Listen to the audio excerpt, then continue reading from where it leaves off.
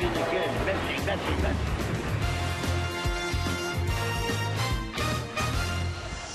Well, the Mets had an off day yesterday, and there's plenty to do down here. You can go to Keith's Beach in Martin County. He has his own beach down there. Lots of players went to the beach, played golf. Alexa's data told us they went bullfrog gigging, and some had some shaved ice. Spring training on SNY is presented by Citi. Hi, I'm Ron Darling. Keith Hernandez will be with us in a minute. But you know what's interesting about the difference in spring trainings is last year, Dylan G, who started opening day, spring training was easy. This one has not been as easy.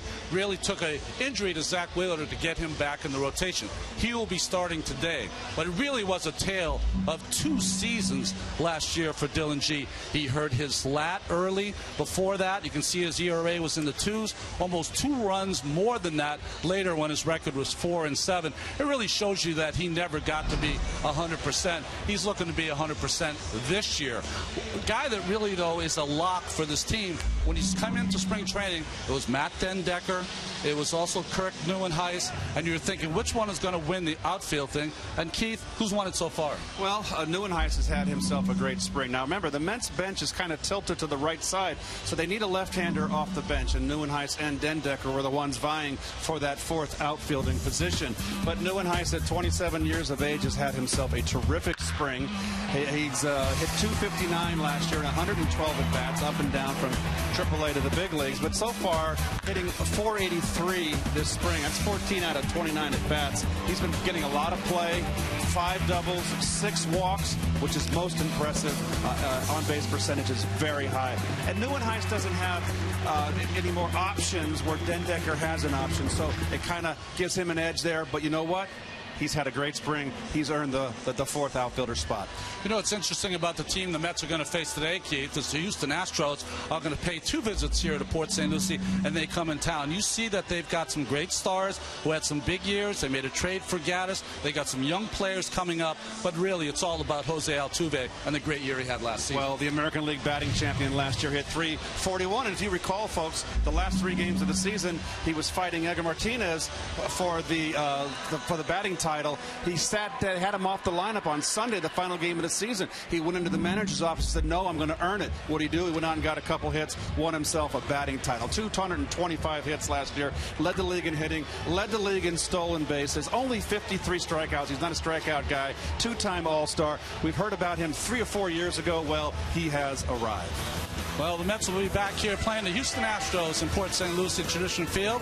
Maybe you'll see Johnny Franco. You'll definitely see Keith Hernandez. Come back with us and watch the Astros against the Mets.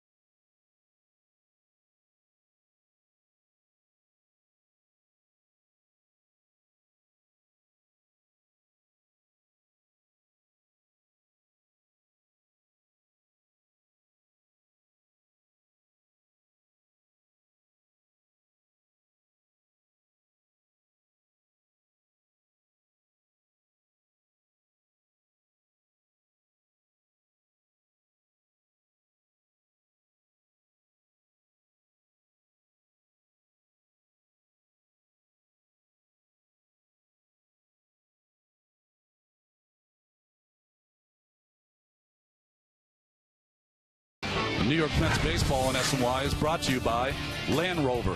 Visit your local certified pre-owned Land Rover tri-state retailer. By Geico. 15 minutes could save you 15% or more on car insurance. Visit geico.com for a free rate quote. By Verizon Fios. Only Verizon Fios comes with Speed Match. Upload speeds as fast as your download speeds. And by Lexus. The Lexus Command Performance Sales Event. Now through March 31st. See your Lexus dealer. Well, opening day against the Phillies is Monday, April 13th. The best way to secure opening day seats is with the purchase of a Mets full 40-game or 20-game ticket plan. For more information, go to Mets.com/opening day. And here are today's pitchers brought to you by Land Rover. These are the guys that are scheduled to pitch. We haven't seen a lot of Rafael Montero this spring training. You can see just an inning and a third of work. Carlos Torres, seems like we see him every single day. Well, Tradition Field's been here since 1989. It was White Stadium in those days. We'll be back in a minute. There's nothing to do here, too. There is no.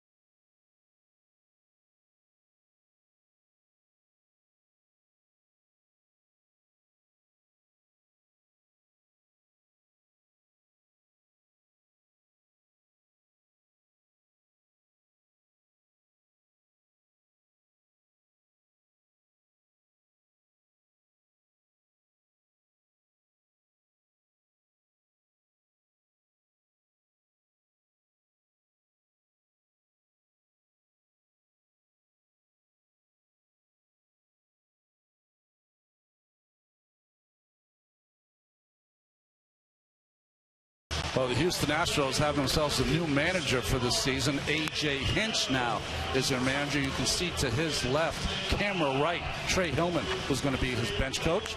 Hillman was the bench coach for Don Mattingly for the Los Angeles Dodgers. Here's the Toyota starting lineup for the Houston Astros. Jose Altuve, Marwin Gonzalez, Colby Rasmus, Luis Valbuena, Jed Lowry, Jonathan Villar, Dan Johnson. Hank Conger's going to do the catching today, and Alex Presley. And there's Dylan G, 27 years of age, starting his sixth season with the Mets. Won 13 games, if you recall, back in 2011, and won 12 ball games in 2013. Of course, we all know he was going to be in the bullpen, but with Wheeler going down, he is the odds-on favorite, if not the lock, for the fifth man in the rotation. And we'll take a look at the Lexus Mets defense. Kadire in left. That is your starting outfield opening day right there, folks, with the Gold Glover in center field. Tejada getting a shot at shortstop today, and keep an eye on this young Matt Reynolds here. This is an up-and-coming guy that I like a lot at second base, can also play shortstop. And, of course, Travis d'Arnaud behind the plate. You know, Keith, it's a split squad game today, so Bob Guerin's the manager here in Port St. Lucie. Terry Collins went down to Jupiter as the Mets are facing the Cardinals down there, so Bob's got the decision making. Well, leading off, you spent a lot of time talking about him in the open, Keith. Jose Altuve, just incredible numbers in 158 games last year. Well, just a great year. Second, the two-time All-Star. First pitch hitting is Altuve, and he rockets this ball to left center field. And on the first pitch of the game, it looks like he's going to have a stand-up double. Well, he's not a guy that walks. He's a swinger. He's also a very tough strikeout. I mentioned he struck out 53 times last year with over 600 at-bats. He was in the top 5 in hardest to strike out. One strikeout for every 12.6 times per at bat. That's how he keeps you honest, though, as Marwin Gonzalez comes up, is that he's only 5'6" tall, but has a lot of power. And it's the beauty of baseball, is that you don't have to be a big guy to compete in this game. Altuve with a small lead at second base. Attempted bunt by Gonzalez. Nice play by Dylan G. The ball to second base, and he doubles off Altuve.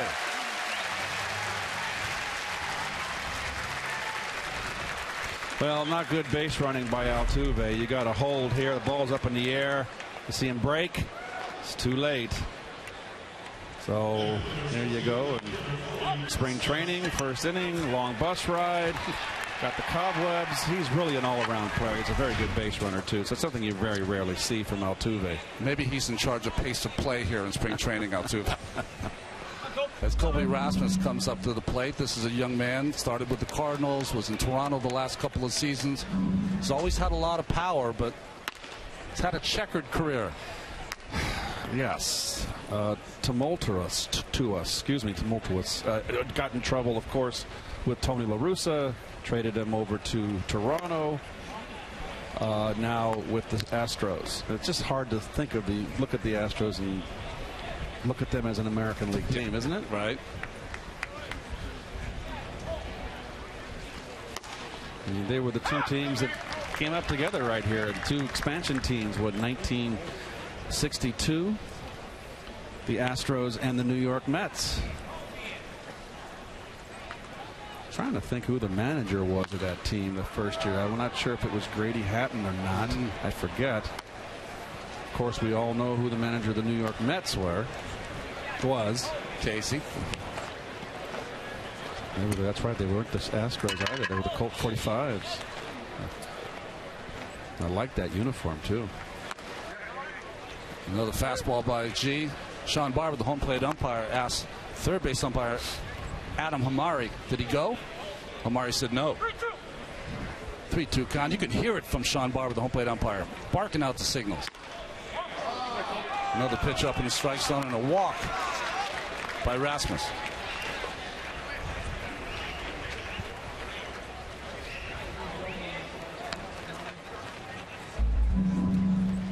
Luis Valbuena coming up. Some pretty good numbers last season. 16 home runs. He's always had some pop for a little guy.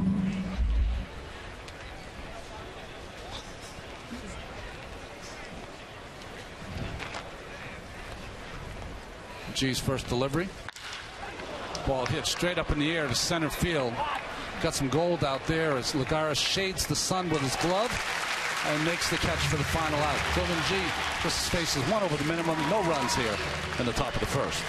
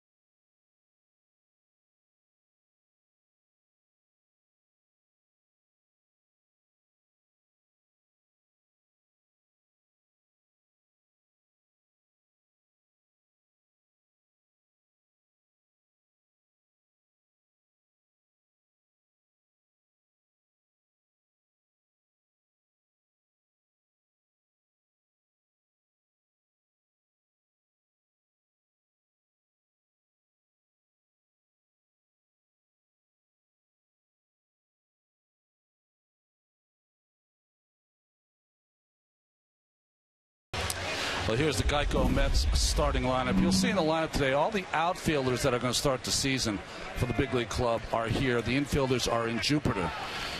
Matt Reynolds gets a start. Daniel Muno at third base. Colin McHugh, the former New York Met in 2012, was traded in the middle of 2013 for Eric Young Jr.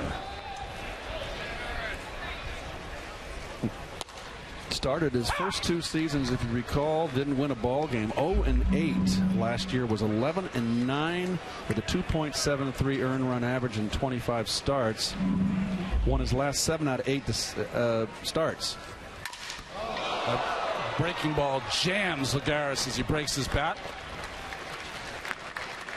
You know, what's interesting about McHugh is that he changed his whole pitching style. When he first came to the Mets in 2012, remember he had that start against Colorado. He struck out 9, but he's changed his style. And we'll take a look at the Ram Astro defense. I'm at it, folks. Colby Rasmus in the outfield. Of course, Altuve, we talked about the veterans, Valbuena, former Cub, at third base, and Jed Lowry, a veteran, at short. Looks like a travel squad.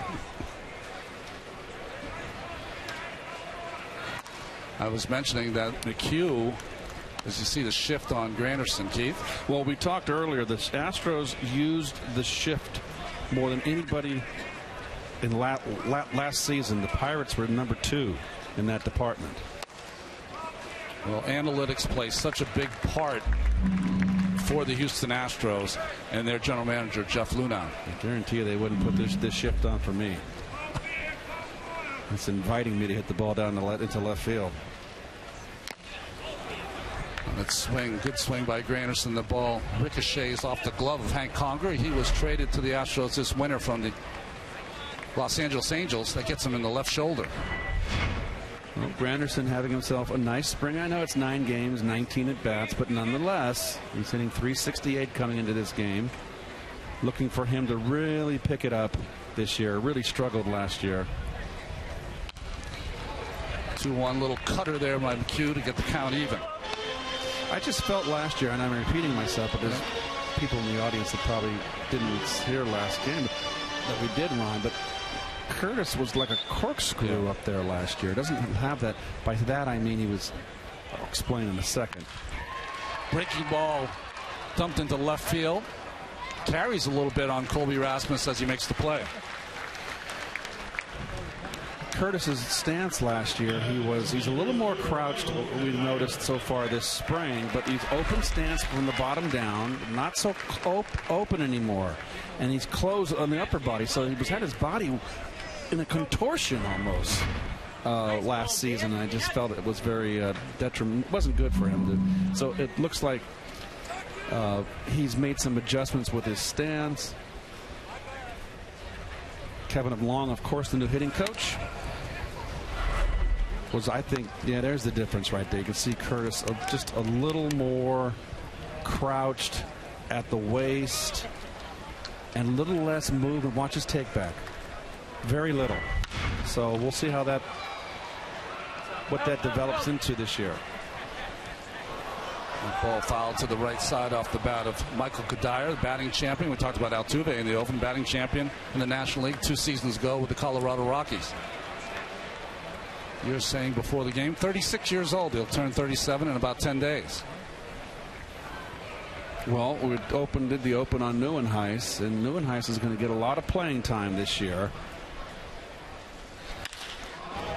McHugh's always had that good breaking ball. Hangs that one, though, and back goes Rasmus and Cuddyer with a home run for the Mets.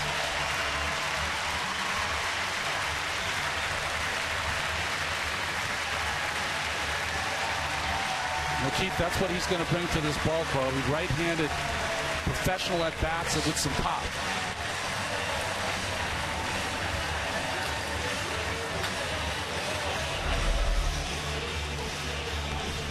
Hanging, breaking ball down, shoulder in, goes down and gets it. The wind blowing out to left field today. Anything hit solidly is going to get out. Not diminishing Cuddyer's home run. He stroked that ball beautifully.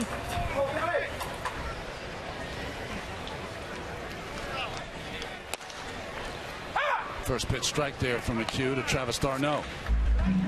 Well, Cuddyer, even in those days in Minnesota where he played most of his career when they played in the old ballpark, Ronnie, when it was really a bandbox, only had his best year was he had 32 home runs in 09 at Minnesota. But during those years at the other ballpark, his biggest home run year was 24. He's a professional hitter. He's a line drive hitter. He's an RBI guy. He uses the field. Real intelligent hitter.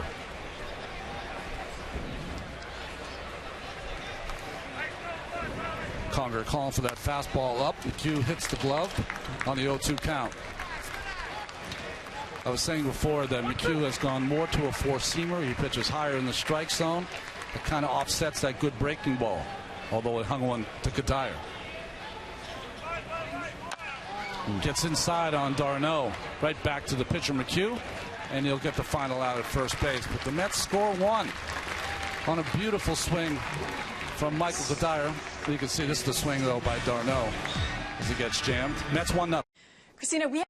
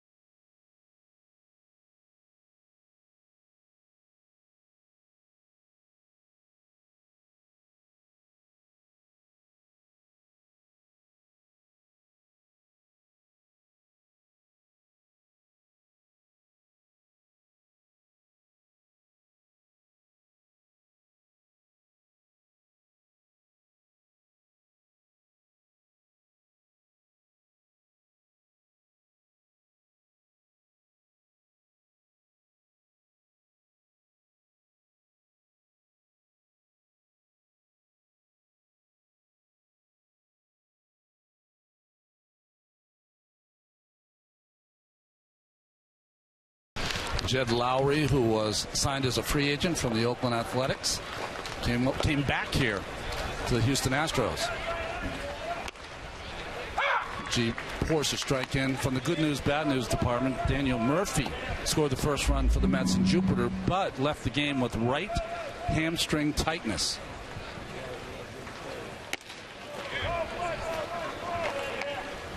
Still got time to nurse that back into shape, be ready for the season. Ground ball pulled down the first base line. Nice play by Brandon Allen as he shovels that ball to G.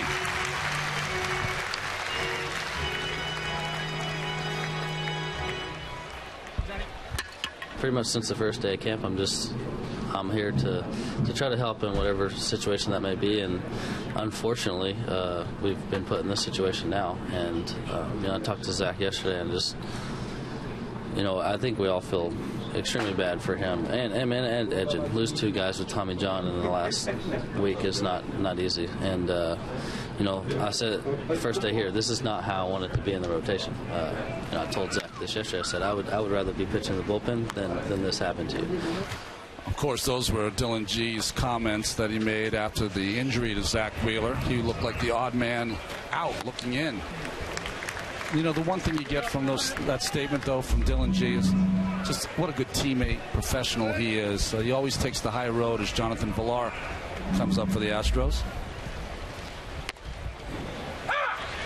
Good change up there by Dylan. That's the pitch, I think, that's the great equalizer for Dylan G. Is that if he's getting that changeup over, he's going to have a good game. He usually can throw it in any count. Well, Dylan is not what you'd call a flamethrower. He has got a good curveball, got a good changeup, very good sinking change. He's really got to locate his pitches and mix them up and pitch inside, which he does. Well, Danny Worth and Terry Collins have always said that for him to be successful, he's got to use all 4 of his pitches. Fastball misses away there to even the count at 2-2. Johnny.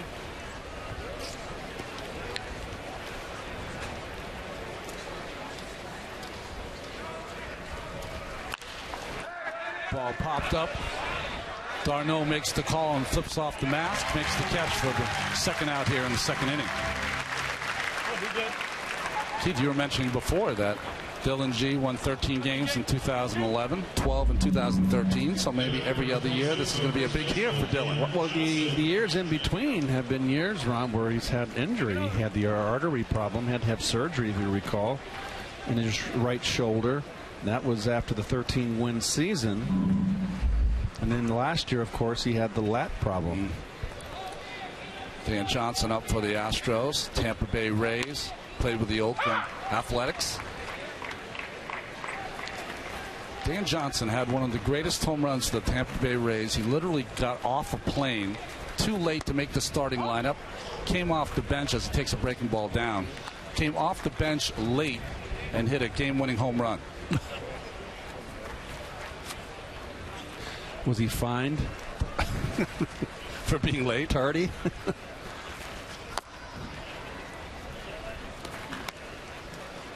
Breaking ball down, now changeup down by Dylan G. Johnson's a typical left-handed low ball hitter. That's what is the equalizer there, that 2-1 changeup that G can throw. So you can never sit on his fastball when you're got the count in your favor. Down and away.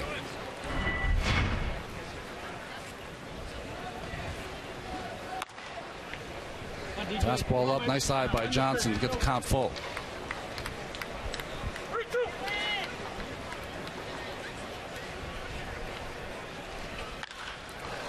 Ball hit straight up in the air to right field. Granderson coming in on the baseball and makes the catch for the final out. Dylan G with 2 scoreless now as the Mets lead 1-0.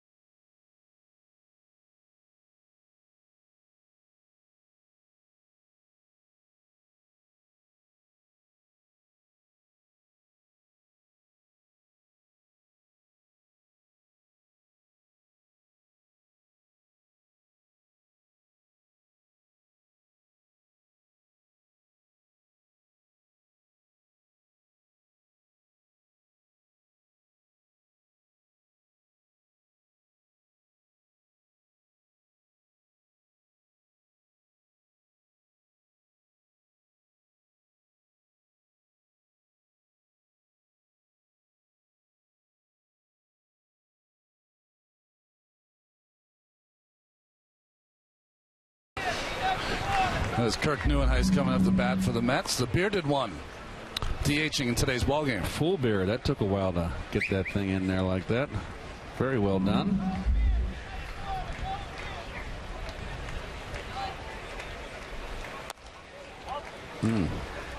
So we talked about Kirk in the open, that the spring that he's there. There's another one, Mr. Parnell. What's he drop in the break? Haystack Calhoun. Haystack Calhoun. I don't know if that was an East Coast wrestler. He was a West Coast wrestler. I grew up on the East Coast. We definitely knew who Haystack Calhoun was. With that full beard. I don't know if Bobby would like being referred to as Haystack Calhoun, but or his belt.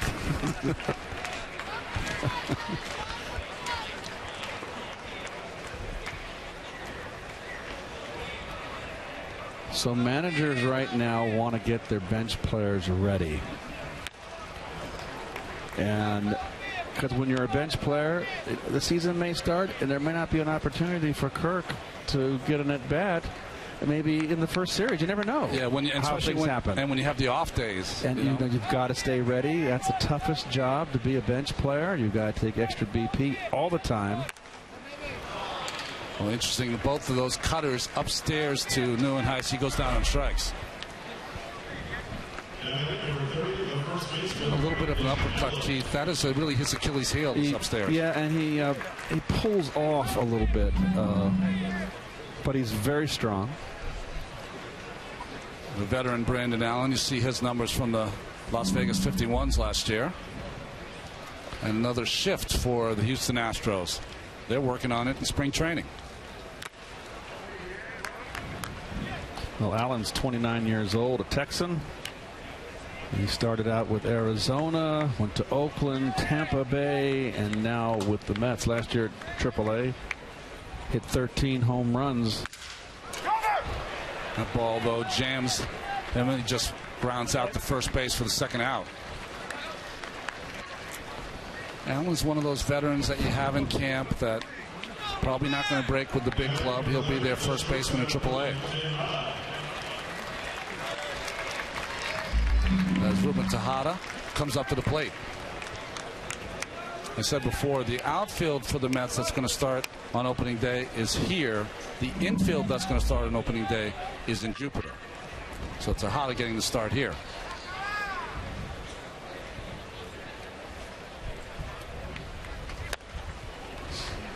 They're trying to get Ruben to shorten his swing. Ruben's always been a guy where he sits down for a while, and then he comes back in the lineup and he's fresh, and he plays well for around a week, and then it looks like he just gets kind of sluggish and gets long with his swing. I mean, he's not a home run hitter by any stretch of the imagination, and he should be a guy that should be like, of you Met fans out there, you old timers, should be like a Ron Hunt that sprayed the ball around the field, line drives, doing the little things, getting the guy over. Fastball down and away. Runs the count to 2-1. There's Matt Reynolds on deck. He's had a nice camp, too. A lot of the young players have had some nice spring trainings for the Mets, the everyday players. Little cutter there from McHugh. That is the pitch he uses most often when he's behind in the count. Tejada fouls it away. Ball looks like it's going to be right down the middle. Just drifts off to the end of your bat.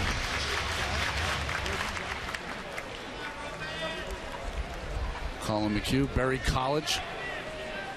Real engaging young man when he was with the Mets. Just great to be around. Fastball in, jams Tejada as he hits it into right field. Circling is Dan Johnson, and he makes the play. Made difficult by the wind. Stays with it, though, and makes the play for the last out here in the bottom of the second inning. 1-0 Mets.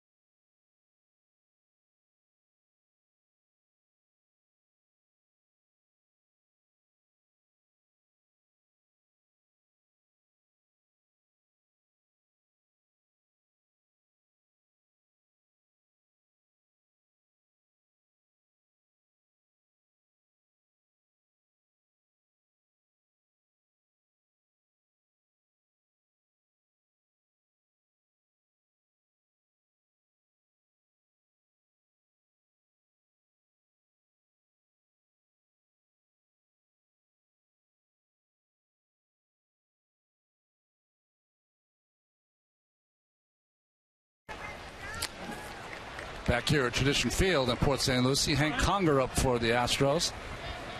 If my memory serves me right, I believe when he was with the Angels last year, the Mets lost the game on Conger getting hit with the bases loaded. That ended the game. A walk-off hit by pitch. See his numbers. Pretty pedestrian last year with the Angels. Ground ball to the right side. Allen with the toss to G. Live Mets baseball is back in 2015 with MLB.com at bat on your smartphone or tablet. Stay connected with live radio broadcasts, stats, breaking news, and more. Download MLB.com at bat, the #1 app for live baseball. Jacob deGrom sitting with Bob Guerin. You like to see that. A starting pitcher who's not pitching today is not in his car or on the first tee. He's here watching the ball game. Fastball poured in by G for a strike. Well, Whitey Herzog had a rule that any team you played in the National League, now granted, back then there was no interleague play.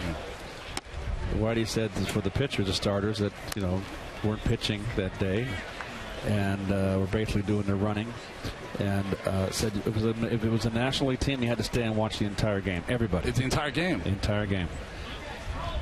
American League, go play golf. Alex Presley with the ground ball to Brandon Allen at first base. 2 outs here on the top of the third. It's interesting. When I was playing for the Mets, our rule was you stayed as far as the starting pitcher went. So if he went 5 or 6 innings, you stayed as long as that. But you didn't have to stay for the entire ball game. Well, us everyday players loved it.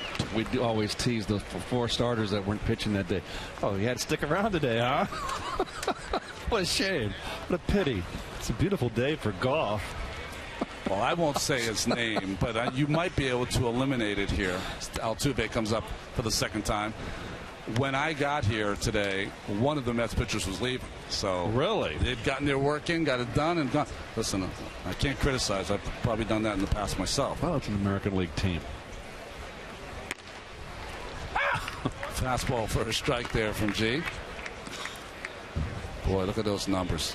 225 hits. You said you had 211 in your MVP year? Well, yeah. So Altuve only had like a little less. I think he had 28 walks. He doesn't walk. That's so he had 660 at bats, I believe, last year. On my MVP year, when I had 211 hits, Gary Templeton led the league in hits with 212 that year. I was second. I had the only year I had over 600 at bats. Oh, bat goes flying, almost goes into the Mets dugout, but hits the facade of the Mets dugout and pops back out. Little pine tar. See the bat here. Can't hurt the dugout. Hits right into that facade of the dugout and bounces right back. Lucky for the Mets player sitting there. Altuve is going to try to get some more. What is that, a Manny Mota sticker? Yes, folks, for all you who don't remember Manny Mota, former Pittsburgh Pirate, LA Dodger, backup outfielder, 300 hitter. He devised that, and I don't know what it is. It's a composite of some sort, and it's kind of a gooey, cylindrical stick. But I never used it because it was hard to get off your bat. I like the pine tar. All you had to do after every game was, which I did the next day, was get rubbing alcohol on a towel, on a towel, and the pine tar would come right off. That ball down. Now, what would you do for your hands? You're one of the few who didn't use batting gloves. Would you get the pine tar all over your hands? Yeah, and I'd have to have ended the game. Alcohol? Rubbing alcohol on a towel to clean my hands. Rubbing alcohol. Didn't get rid of the smell, but pine tar kind of had a musky odor to it. Boy, Altuve works a walk. That was a good changeup by G. Sean Barber, the home plate umpire, called it for up in the strike zone. Marlon Gonzalez coming up for the second time. Hit into that double play where he popped up the bunt to G, and G got Altuve off second base. We saw Altuve trying to bunt in that last at bat. I wonder if he'll work on his base stealing here. I don't see a lot of stealing by base stealers in spring training because you know why? They know how to do it. They don't need to work on it.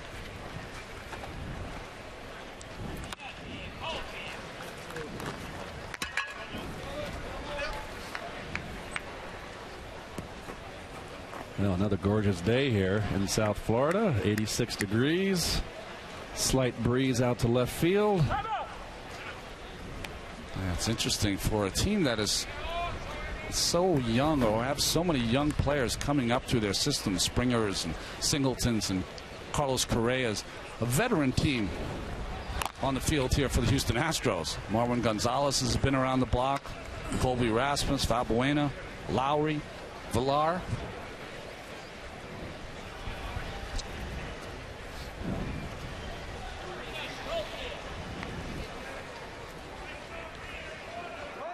There goes Altuve, and the throw by d'Arnaud. One hops Ruben Tejada at second base. Altuve with a stolen base. Well, we mentioned last year Altuve led the American League in stolen bases with 56. Steals that one. That's a nice pilfer right there. Oh, he got too good a jump there. Huge jump off first base. I still think when I watch d'Arnaud, and I know they've worked on his mechanics, Keith, he seems very deliberate in the way he's getting rid of the ball. You can't do that against the great base stealers. Fastball ripped to the right side, but the play made by Reynolds. In the middle of the third, the Mets still lead 1-0.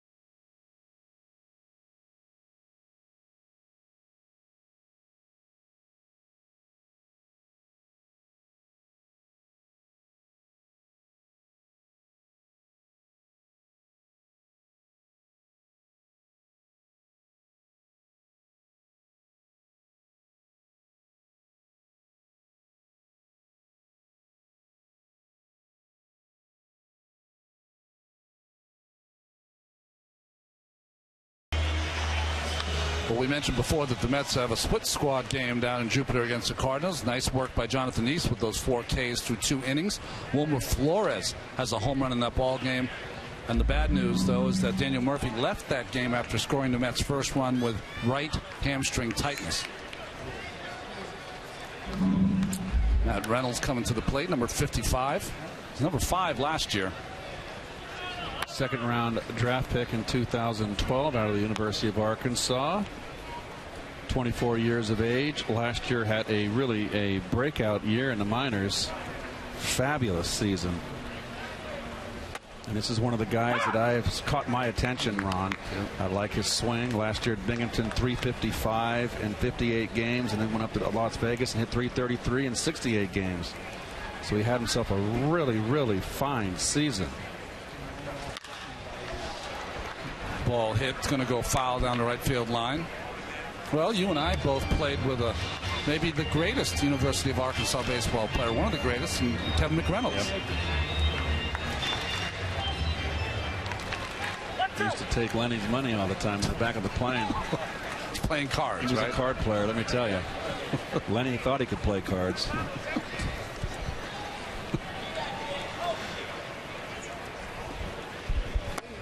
Good breaking ball by McHugh. Gets Reynolds swinging. Well, let's take a look at the Mets' upcoming schedule presented by WB Mason. This is the Mets pocket schedule. Love this thing.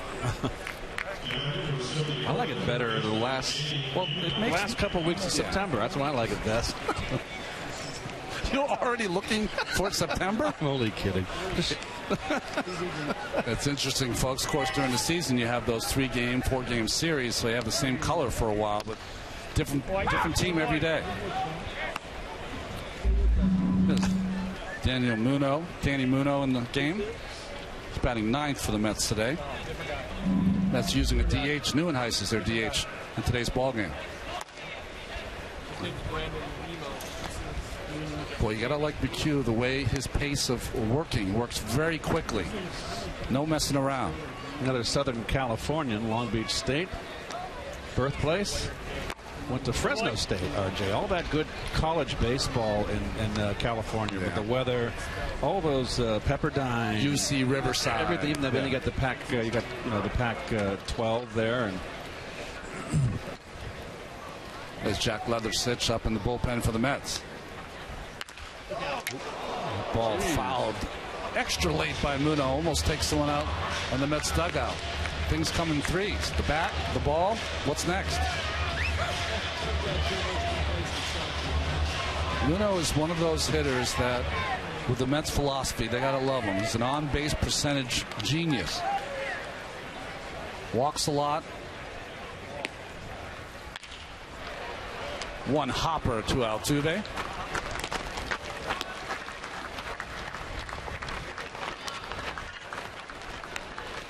That's the biggest difference I think we've seen as Lagares comes up for his second at bat.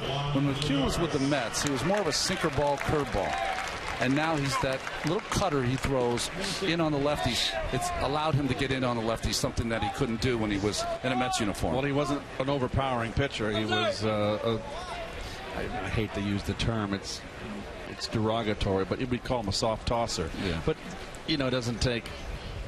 You can throw 88 and win in this league. Trust me. So it's not a negative. There's less margin for error when you're not a flamethrower.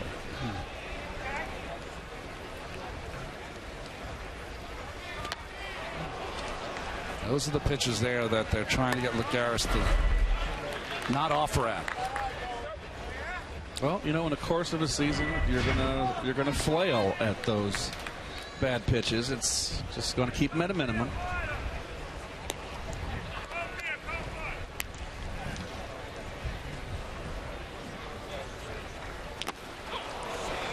Good breaking ball. Breaking ball, change up, breaking ball to get Lagares here in the bottom of the third. Still Mets lead by a run.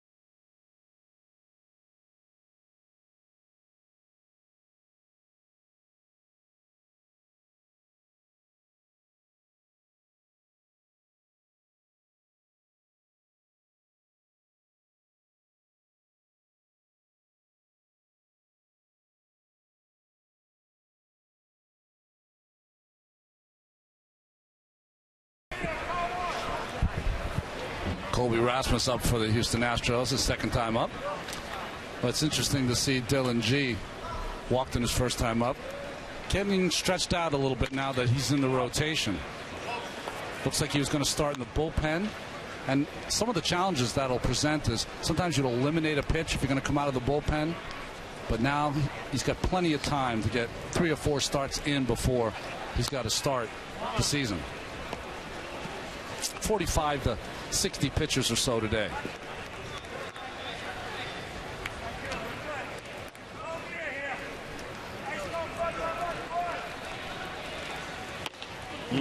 Good fastball outside corner knees.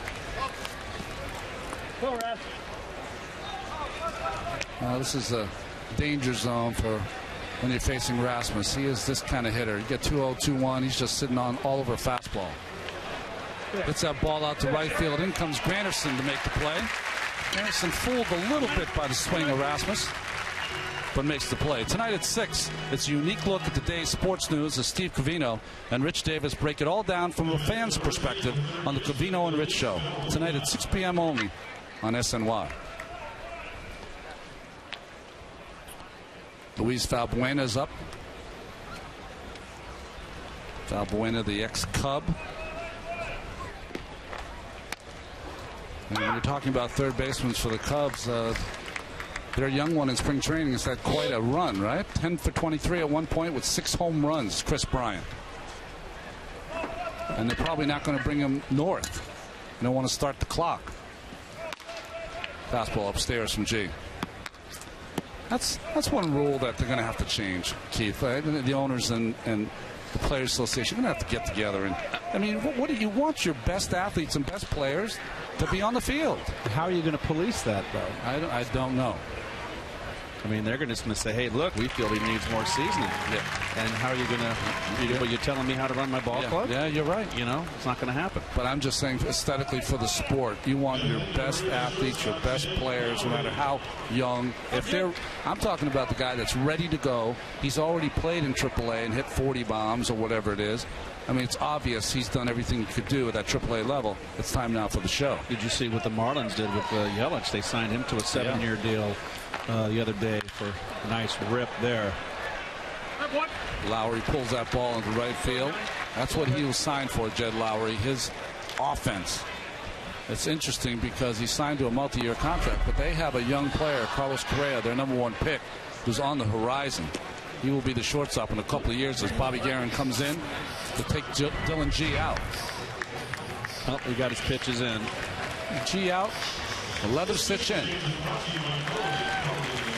Nice job by Dylan as he gets a hand from the folks here in Port St. Lucie.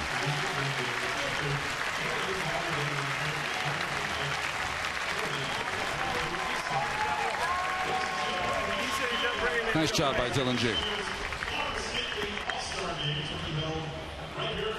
It's Empire.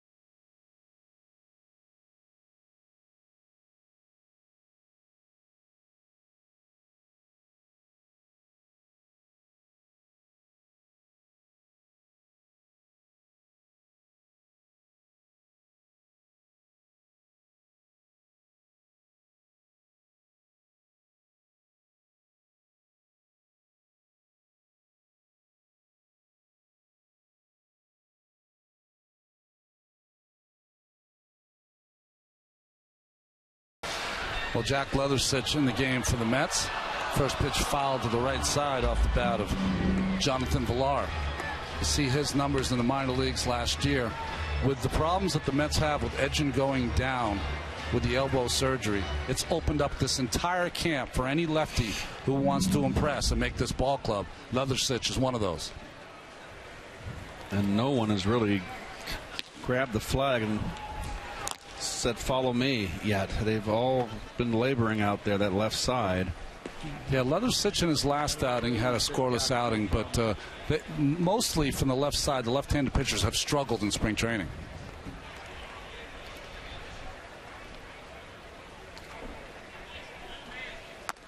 You want to see a couple of things here. You want to see how Leathersich holds the runner at first.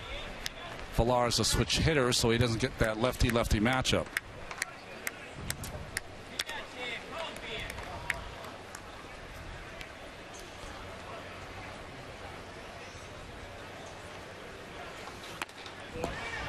Leathersich from Beverly, Massachusetts, went to UMass Lowell. I don't see many pitchers come from the East Coast, or Northeast anyway. You did. Just too cold. Good job by Dylan G, who gets into the fourth inning.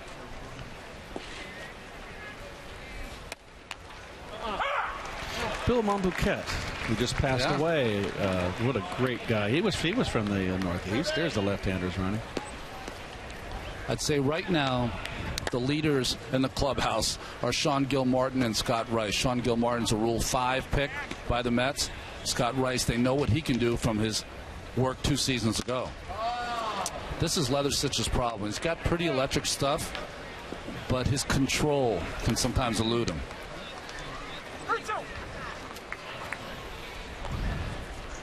How much longer with the logo on the hat? Are they going to disband that, I hope, after spring training? They're going to go back to the NY? Yes, they will. Good pitch here by Leathersich. He slaps the glove as he strikes out Jonathan Villar and preserves those shutout innings. 3 2/3 for Dylan G.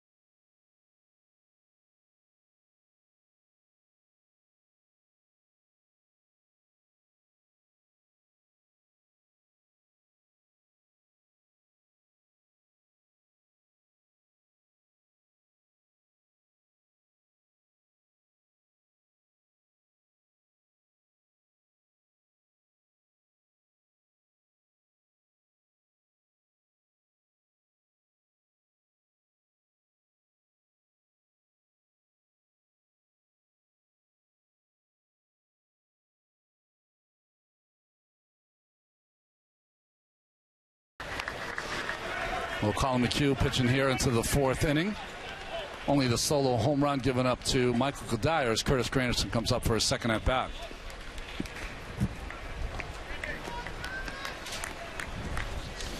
Well, we all know about the fences being brought in this year. It'll help out Curtis as well as David Wright and Duda. It'll help everybody out except for the pitchers. I'm sure won't be very happy about it.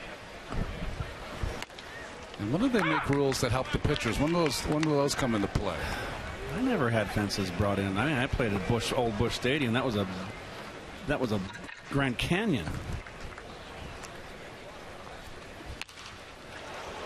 Another cutter there from McHugh to jump on top of Granderson. 0-2. Well, the ballparks were certainly larger in the days that I played, you played, Keith. A lot more intimate nowadays. Conger calling for that ball up in the strike zone. I always think that the catchers give that away too early. When they're calling for the high fastball, they put that glove up early. I mean, in a big situation, you could have the guy on deck give you a little whistle, couldn't you? You could. I was known to implement that with Darryl every now and again on a tough pitcher. Not use it all the time, but a big situation. That's exactly right. So if you're the catcher, how do you battle that? Very easily. Put that target up every once in a while when it's a curveball, and that'll stop any of that. You're absolutely right.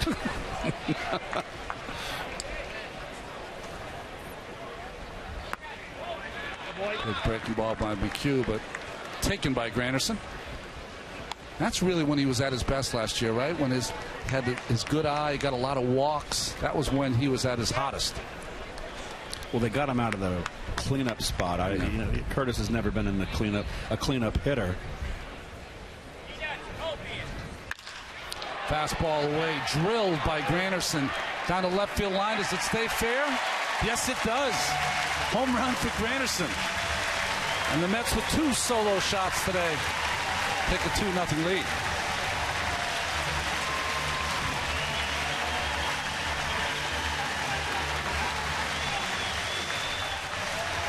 There's a little bit of a jet stream, Keith, working the left field. You get it up in the air, and they're going to have a chance.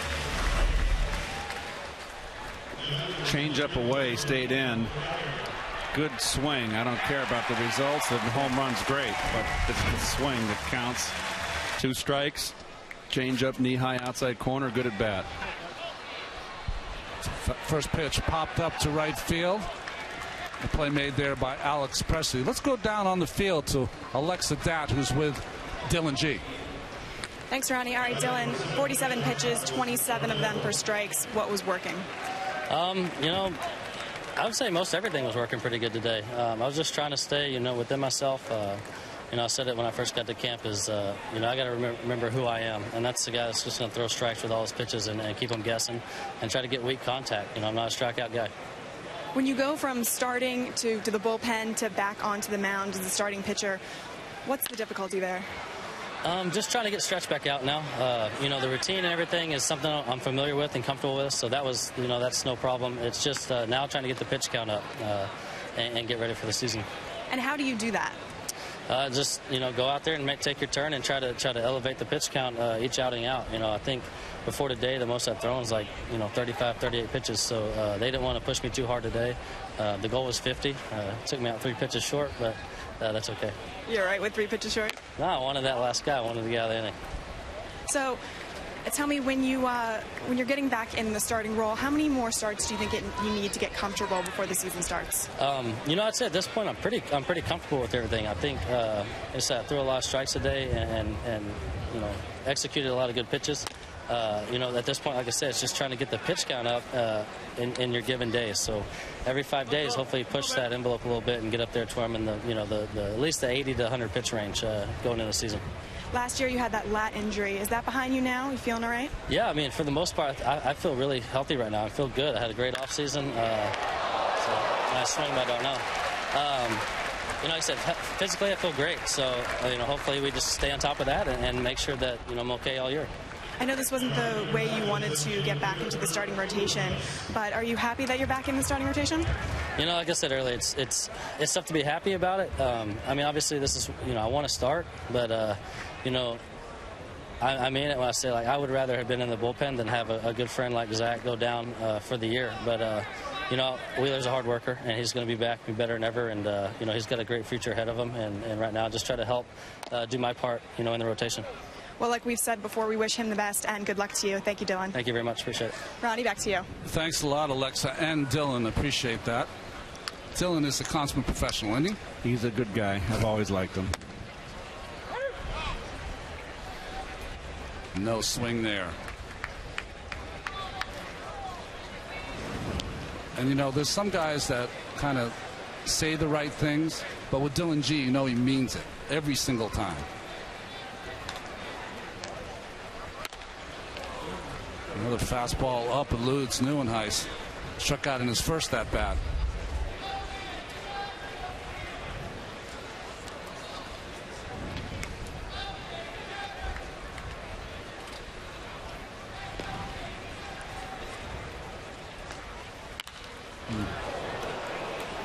Fastball just a little late by Nieuwenhuis. Whenever I see hitters with sunglasses, I always wonder, what if it's a cloudy day and the sun goes behind the clouds? Doesn't it change how you're seeing the baseball? I would never use sunglasses at the plate.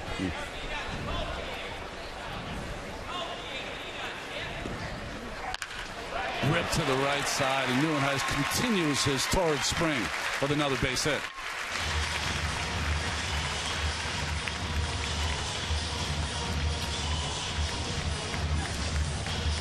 Brandon Allen coming to the plate. Nieuwenhuis leading the Mets, all Mets players in hits here in spring training.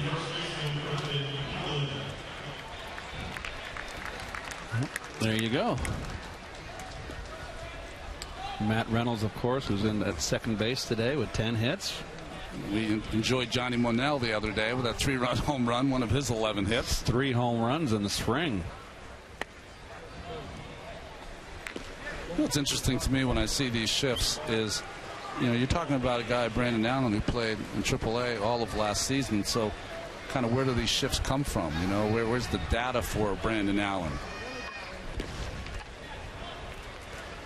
Or is it just Colin McHugh is a good changeup, good cutter, a lot of pitches in? You're going to just play the hitters to pull. Well, they're doing charts down the minor leagues. Well, they got scouts in the minor leagues.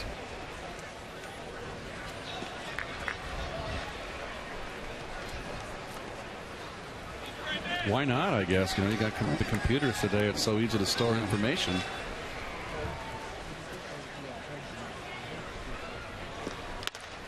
I would think, though, Keith, at some point that there's the hitters in college, high school, they have to be the change. They have to be hitting the ball to all fields. Because if you come up to the major leagues and you can go an entire career without getting a ground ball hit to the right side, that doesn't work. Breaking ball by McHugh, first strike. I mean, a guy like Mark Teixeira, when I watch him play, you know, he's become very pull from the left side. I mean, he loses, what, 20 hits a year? Yes, he does. Maybe more. He's become a dead pull hitter, much like Curtis did over when he was with the Yankees. That short right field fence. There you go. And the one against the shift there by Brandon Allen. Now, as a pitcher, I will tell you this. See, here's the defense, Keith. Yep. And as a pitcher, it kills you when you jam a guy, you break his bat, and a dribbler becomes a base hit. See, I would rather have the third baseman, if you're going to play a shift, have the third baseman way over in the hole, right where that ground ball went through the infield, and then put your shortstop up the middle, maybe to the little bit to the left field side of second base, and then you can play your right side of your infield, your second baseman and first baseman on a pull. There you go. Well, he's able to laugh it off because it's spring training. Not as funny during the regular season. No, you're right, Keith. It's nice to have someone at least on that left side in a position to make a play. Tejada comes to the plate with 2 outs.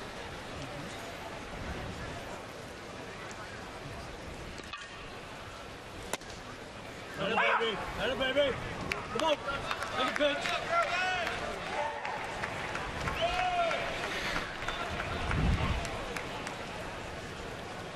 Nieuwenhuis at second and Allen on first base.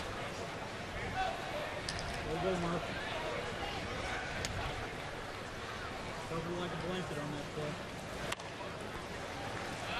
Well, it's almost like Tejada's had such a checkered career here with the Mets, right? Came up in his first full year, looked like he was going to be the solid shortstop to replace Reyes, but it has not been. Matt Reynolds on deck.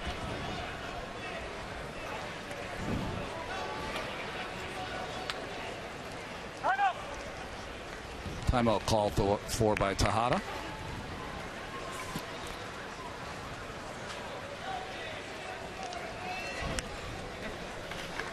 Q already to 61 pitches. That's a large amount here this time in spring training.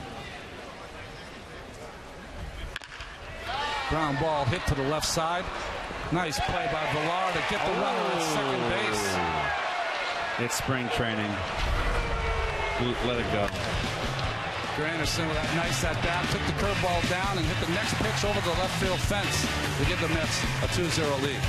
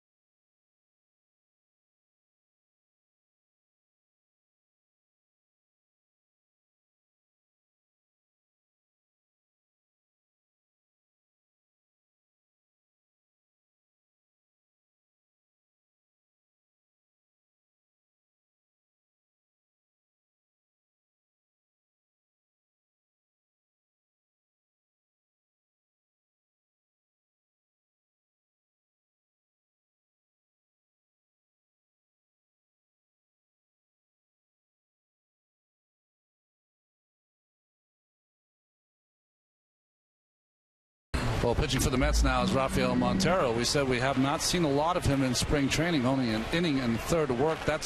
Those are his numbers last year. 10 games, 8 starts for the Mets. A lot of home runs given up in those 44 and a third innings. Not a hard thrower. Great changeup. He struggled last year with the Mets. Well, for the stuff he's got to be able to paint, and he hasn't shown that yet. Fastball right down the middle, drilled to right field, but playing perfectly is Curtis Granderson.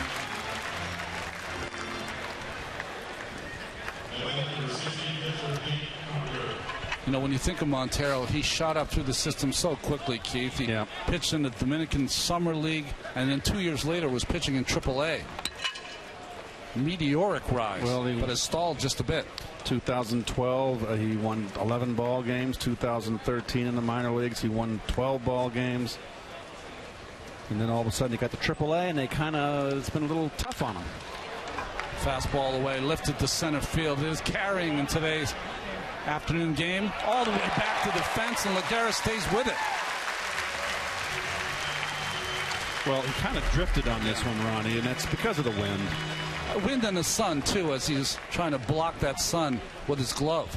But he's unbelievable out there, the Gold Glover, and he earned every bit of it.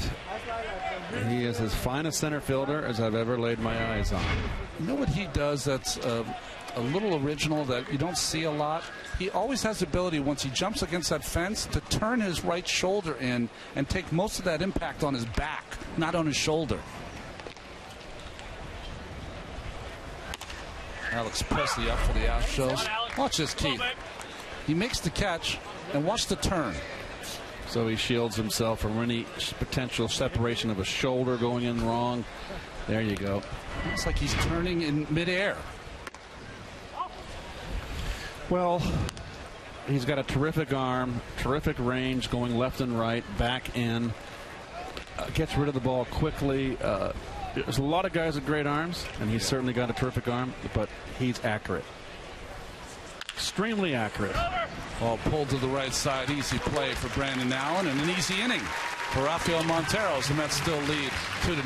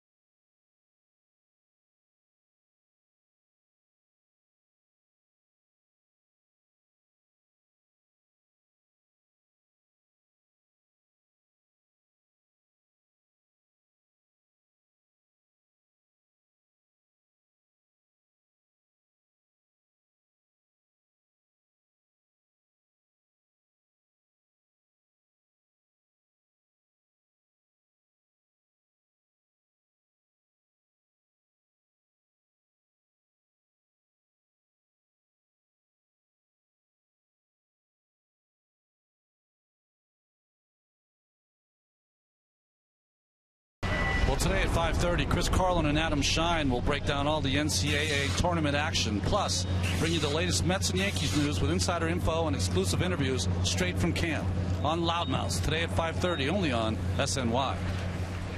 Let's take a look at the fifth inning recap presented by Land Rover. Dylan G with 3 2/3 of scoreless innings. Scoreless inning from Montero and the 2 solo home runs by Kadire and Granderson. Well, Pat Neshek on the mound for the Houston Astros had a career year last year with the St. Louis Cardinals, turned that into a 2-year contract for $12.5 million. They're starting to pay these setup guys in the bullpens some real coin. We saw Andrew Miller get a big contract, Neshek and others. Well, there's so much more reliance on the bullpens today. Starters not going 9 anymore. You can forget about it. So 100 pitch count. A lot of teams still use that. Still think 7 pitchers in the bullpen is too much. I think they can get by with 11. Get that extra guy on the bench. A third catcher. Neshek grunting as he delivers that ball to the plate. I was asked today what Mets pitcher of all time that I think had the most unusual delivery to the plate. I said Terry Leach, who used to throw submarine. But Neshek has about as funky a delivery as you're ever going to see. With the I-man, Jeff Ennis. Yes. Good breaking ball by Neshek. Doesn't really throw from down under. A little sidearm. He's got that good sinking fastball and the little helicopter slider. Well, he's awful tough down there on right-handers. It's almost like it's bocce ball. Then he comes sidearm, really. Bocce, I like the reference.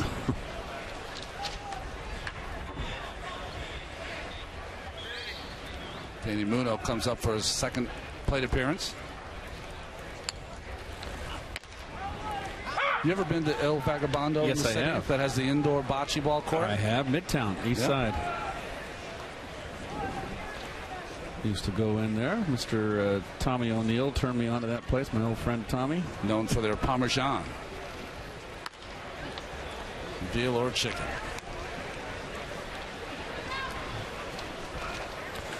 Well, the 2 home runs today. That's Kadire's 3rd home run this spring.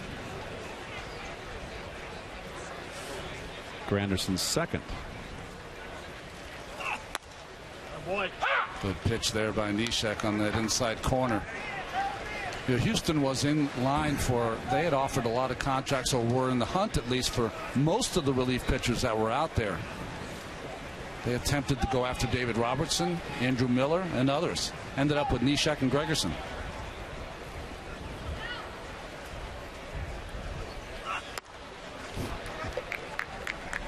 He's a grunter when he throws. He's grunting and groaning and tossing that up there at 88 miles an hour, 89. Reminds me of, remember, Monica Seles back in the day when she was at top of her game, was a grunter. That's right. After every ground stroke. A little change up there from Neshek. I think Sharapova's the one they say that is the loudest on the court now. There's Bob Guerin telling Lagares what to expect. Bowling balls from Neshek. Don't need to know what his game is. You can just observe by his motion that he's going to be a sinker slider pitcher.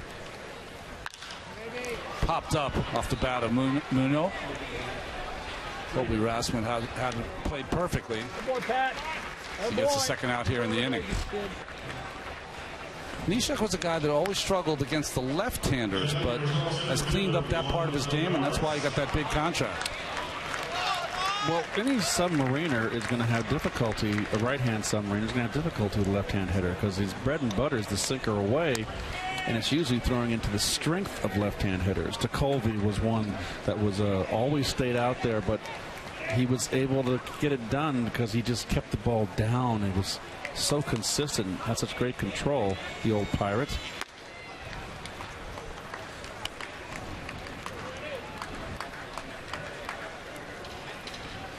The late, great Dan Quisenberry. Oh, but he was the Royals. I faced him once in spring training. He actually threw underhanded. I couldn't pick him up.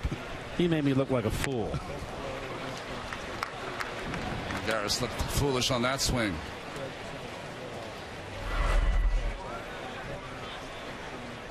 You almost have to get Neshek to get that ball middle of the plate in. Anything away is just... It's hard to lay off, Ron. Yeah, the Submariners, it's hard to lay off. How about Gene Garber in the day? He threw from down under. Was he a tough mark for you? A comfortable tough mark. Okay. I never felt I had bad at-bats against him. He's one of the great competitors, by the way. He was the one that brought the end to Pete Rose's run in the hitting streak, going after DiMaggio. So I think Pete was the one that in the National League broke the National League record during that run. It was Tommy Holmes that held the National League record all those years. So you were comfortable off Garber, but... Garber could make adjustments, and he was an intense competitor. Ball hit. Jammed Lagares just a bit. So an easy play for Colby Rasmussen and an easy inning for Pat Neshek and the Astros. They trail by 2 here after 5.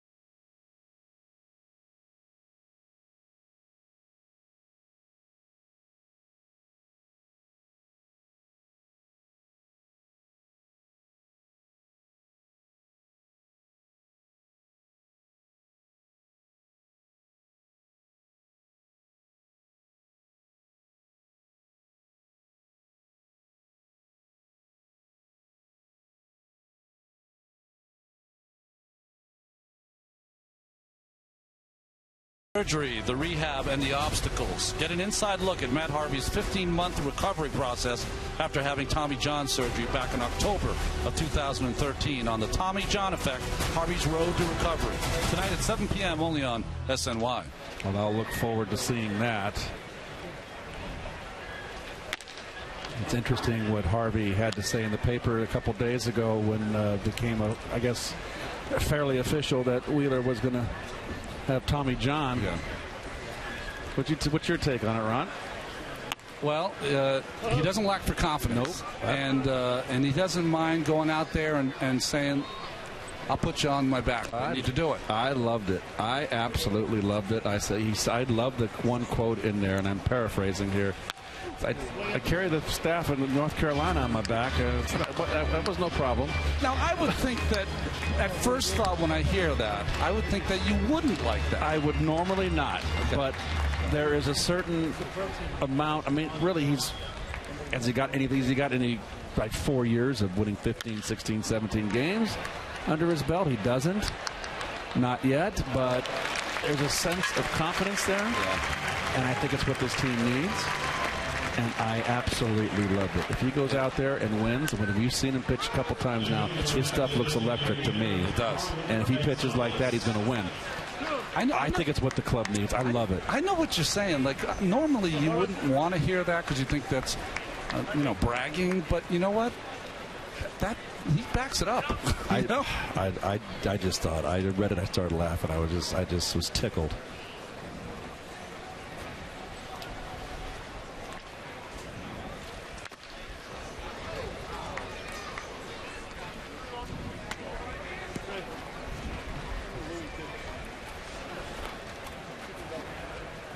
I'll tell you, it's great to have that kind of confidence. I'll tell you, I battled like everyone does. I think most people do in Major League. You battle confidence or lack of confidence all the time. Right. Certain guys just ooze it. Have it, Yeah. and you know, some guys talk just to talk, and they're underneath. They got all the insecurities. Not with this guy. Yeah. Ground ball to the right side. Well, if Harvey comes back strong, it'll be because of those 15 months of hard work. At the time, it was, slow and tedious, and feeling so good, you want to kind of rush things and keep things going. 15 months out now, looking back, it looks like a breeze. So I'm, chomping at the bit to get back out there and get on the mound at Citi Field again. Well, you know what's going to be interesting, Keith? One, you're right, electric stuff so far in spring training. What's going to be interesting, though, is, this time last year, Harvey wanted to stay with the club. He wanted to stay with the club and rehabilitate. It'll be interesting to see if others try to do that get into trouble and have to have Tommy John surgery. Well, remember, we noticed last year that when he was obviously out all year, going down to St. Lucie, coming up for home games, that he kind of put on a little paunch. And I remember you telling me, Keith, you wait, next spring he'll be fit as a fiddle. And he is in terrific shape, and he's gotten bigger, it looks like, stronger. Looks bigger and stronger. It's good to see Rafael Montero. This is the kind of pitcher you expect when you see him, a guy that changes speeds. Nice try with the slider. And paints with that slider. Could have got the call there from home plate umpire Sean Barber. Nice try.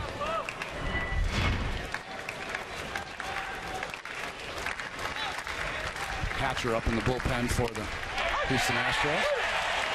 Good pitch there by Montero as he retires. Kobe Rasmus looking. In the middle of the sixth, still Mets 2-0 for the Astros.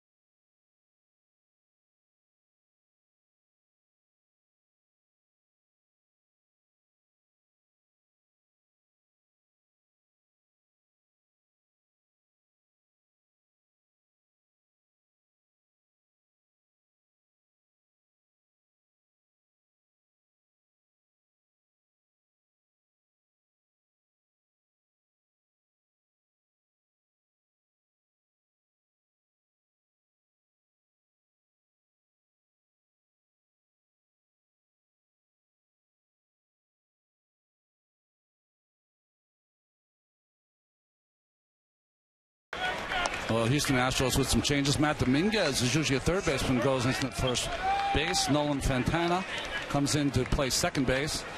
LJ Hoas in left field. And the pitcher is Joe Thatcher, the much-traveled lefty. We've seen him in the San Diego Padre uniform. Doesn't throw hard. Big burly guy. Good slider. Well, left-handed specialist. The journeyman's been around. And you can see the shift on Curtis.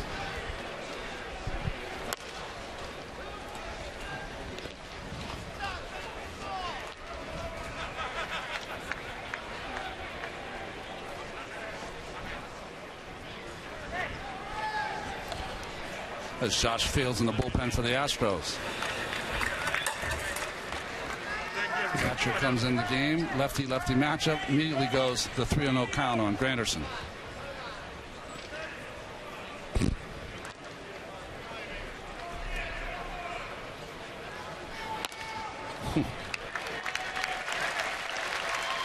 Well, let's go downstairs and check in with Alexa Dow.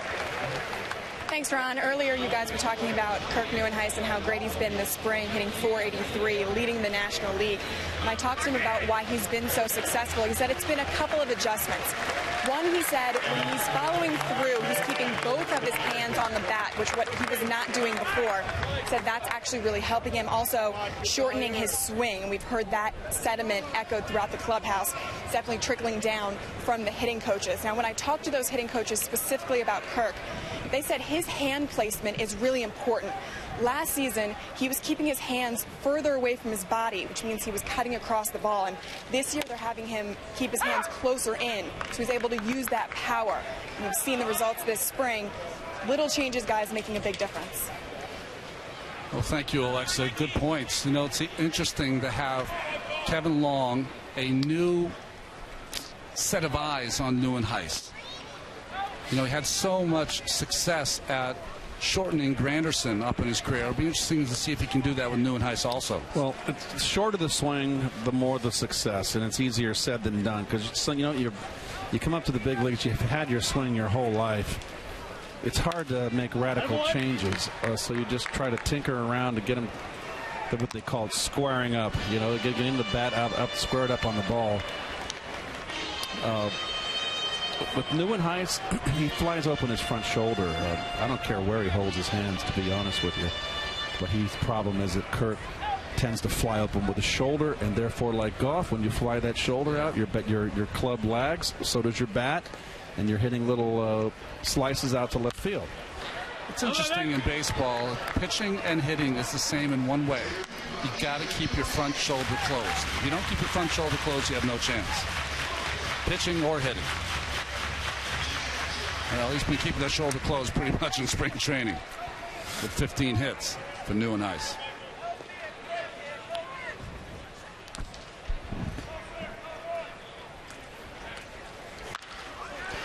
Ball hit. Just a soft little semi-line drive to the second baseman, Fontana.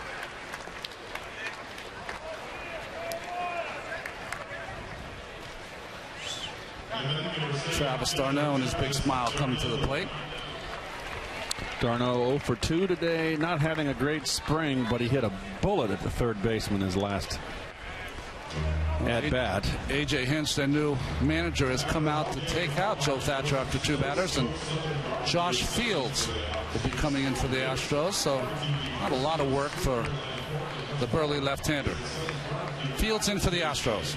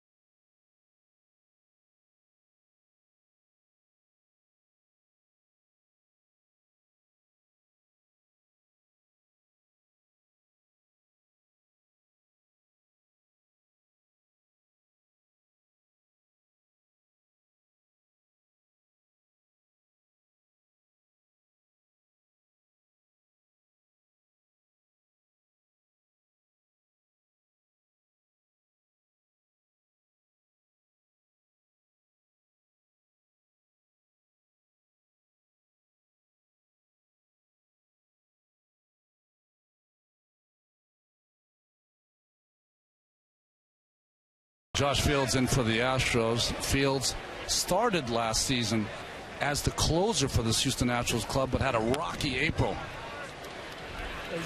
and lost that closing job. Appeared in 54 games. Athens, Georgia native. University of Georgia. That's that neighborhood right there. The Bulldogs. Or REM, depending on your musical taste. Base runner Puello's running on the pitch. Steals the base easily. These are the things that are taken for granted sometimes by the relief pitchers that come in. You've got to hold the runners close in close games. Fields didn't pay any attention to Puello, and Conger couldn't get the throw off. Well, you know all about that, Ronnie, playing against those old 80 Cardinal teams. Boy, did they put pressure on you as far as holding guys on. Everybody could steal the base in that lineup except Jack Clark. You had to spend so much time. It was the day before managers would call all the pitch outs or call the pickoffs. So you really had to do it yourself. And when you faced the Cardinals after the game was done in the mid-'80s, your brain was fried. Fried. I can believe it. I never felt so on edge. Not nervous, but on edge, on point in every pitch of a ball game as when we played the Cardinals, because everybody could steal the base. And I'm holding them. I'm the guy that's on first base. Yeah. They just put so much pressure on the pitcher and the defense. Ball hit the center field right on the nose by Darno. Will it carry out of the reach? It does at Villar. Ground rule double for Darno. That'll cost the Mets. It won't cost him. After the steal by Puello, he'll score the third run. Good to see Darno going with that pitch. That's what he does so well. He got under it a bit, but nice swing. The ball out over the plate. The ball you want to drive into that right center field gap. Sorry, folks. I was thinking it was me up there, but it's Darno's a right-hand hitter, so right center field. Very good. I said Puello wasn't going to score, so we each had a mishap there. Kirk Nieuwenhuis up 1 for 2 with a single in his last at bat.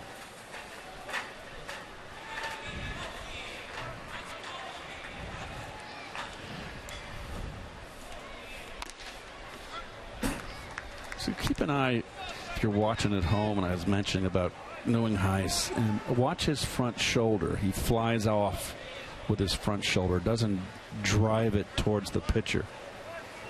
He's got a very open stance. He's really got to focus on keeping that shoulder in, tucked, and driving at the pitcher. Interesting, he holds that bat out facing the pitcher a la Ryan Howard or Jim Thome. Watch, before the pitch comes from the pitcher, he will kind of just leave the bat out facing the pitcher and regroup as the pitcher comes to his waist.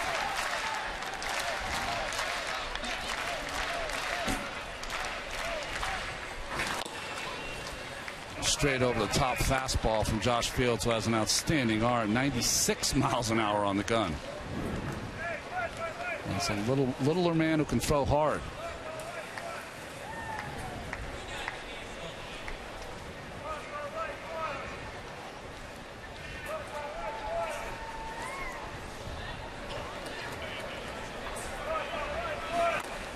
Fastball upstairs, 3-1 count. This is the other thing that happens, Keith, when you're hot, whether it's regular season or spring training. You end up getting in hit counts, good counts to hit all the time. Seems like every time Nieuwenhuis is up, it's 2-1 or 3-1. Well, he's showing a good eye at the plate today and all this spring. The Mets as a team came into this game hitting .300 as a unit, and second in Major League Baseball.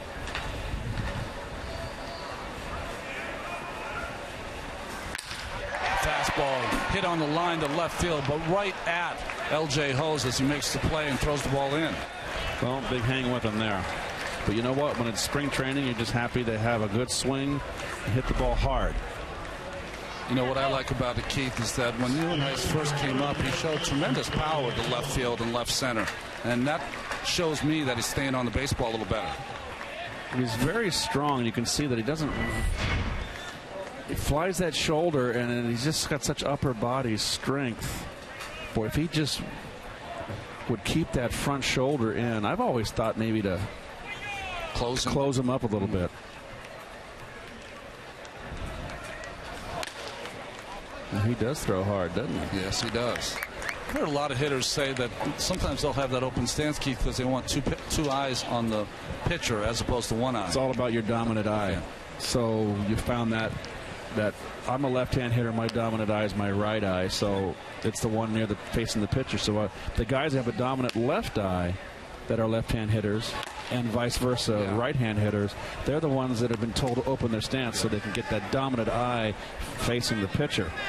And so I thank the good Lord for giving me a dominant right eye and making me a left-hand hitter.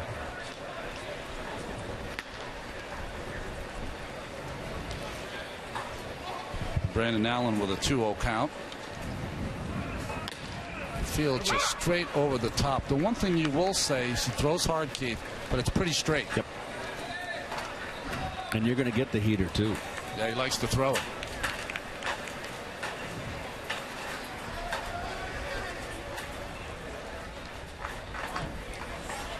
Getting a little cloudy here at Tradition Field. Threat of rain, maybe. Oh, I don't think so. It's a beautiful day. Well, I think they're expecting 6 inches of snow in New York. I think it's going to be winter's last roar. Yeah. And it's been roaring. I know my parents who live in the middle of Massachusetts are just have they ever seen anything like it in their lifetime there? Oh, no, they haven't. Over 110 inches of snow at some point. Good. Thank you.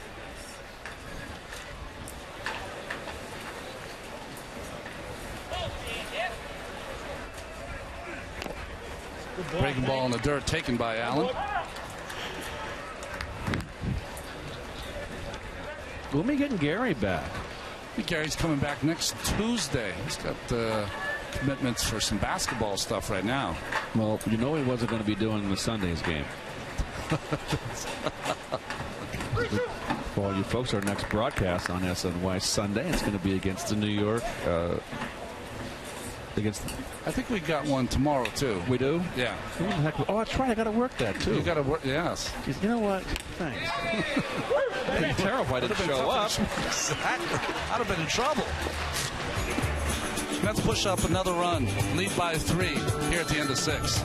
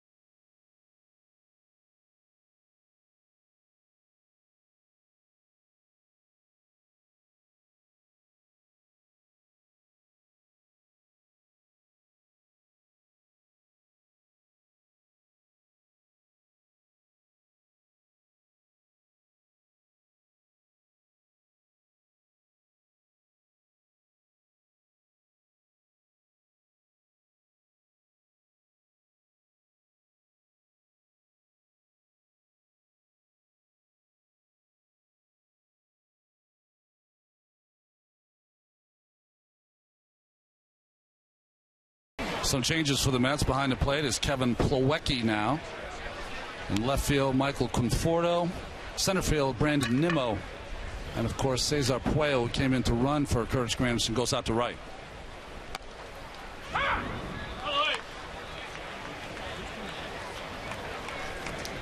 Luis Valbuena comes up for the Astros. It's nice to see Montero getting some extended work here. He's looked very sharp. It's one of those years where if you're a young pitcher, you have been a great prospect for a long time.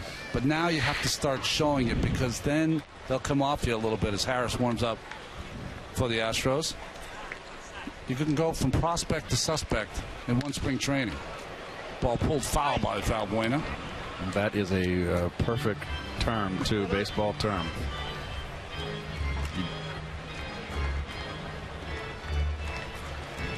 Very nicely done, Keith. Well, professional effort here in a spring training game. Well, I'm very focused today. I don't know why. You had a good night's sleep. I did.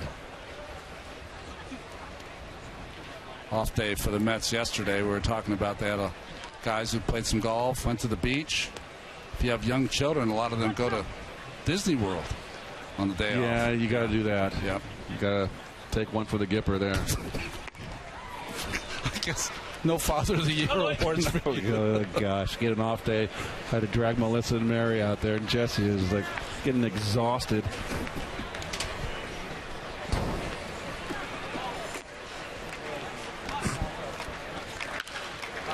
Another ball fouled by Valbuena. There's also one that the Legoland is another one where they like to bring the kids out. I've never been to that one. Universal, of course.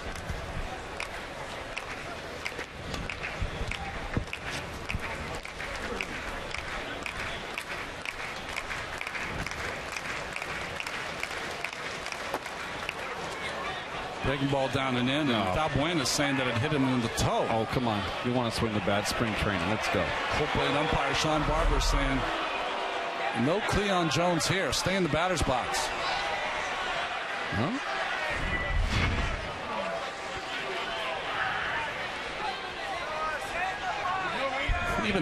Even A.J. Hinch, the manager of the Astros, not coming out to argue for his player. Just get back in there and hit. See next to A.J. Hinch is Dave Hudgens, new hitting coach for the Houston Astros. Pulled down the line. Nice recovery from Valbuena. Thought he got hit in the foot, but recovers and hits a double. Just under the glove of Allen. Thought he had it here at first. Ripped down the line.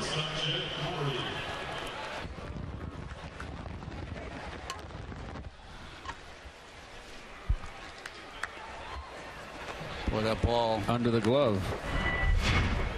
Coming into pinch run for Valbuena is Carlos Correa. That's their #1 prospect. Might be one of the #1 prospects in all of baseball.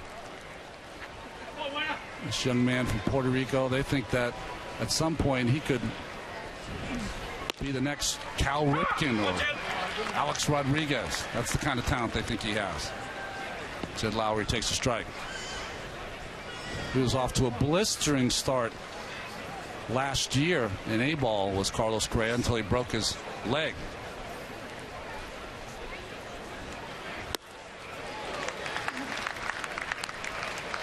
Nice pitch right there. Changeup. That signature changeup from Montero out in front. Good spot, sinking. Everything down by Montero in this stint today. Good sign.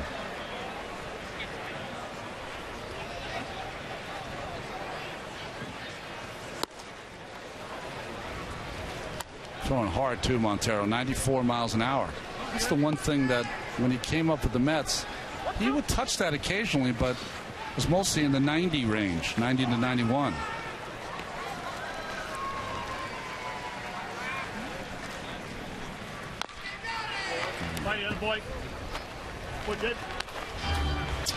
Well, Keith, this one's for you. Tomorrow, yes, Mets and the Cardinals, presented by Citi. Coverage begins tomorrow, 1 o'clock, only on SNY. How can I forget that? My old original team, the Cardinals. But, folks, just so you know, Sunday, the New York Yankees come in, not the Stinkies. The Yankees, excuse me. Another ball, pull foul by Lowry.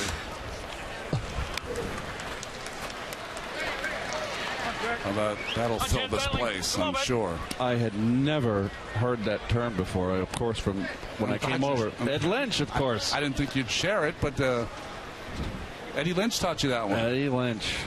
I'll never forget when he first said that. Obviously, Eddie grew up in Brooklyn as a Mets fan. Pulled to the right side. Lowry with, during the regular season, maybe a productive at bat. Here in spring training, trying to get a base hit.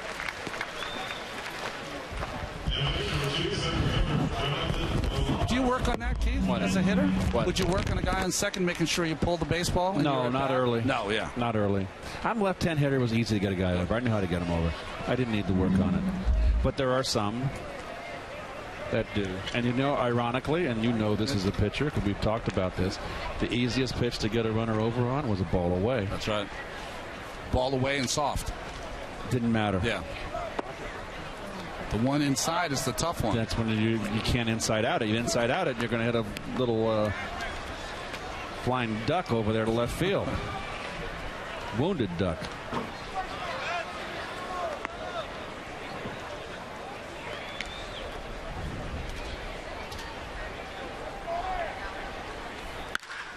Ball hit right on the nose, right over the head of Nimmo. He's not going to get to it as that one hops the center field fence. And it looked like Jonathan Villar was going to try to make it a triple, but he just gets back into second with a double that scores the first run for the Houston Astros.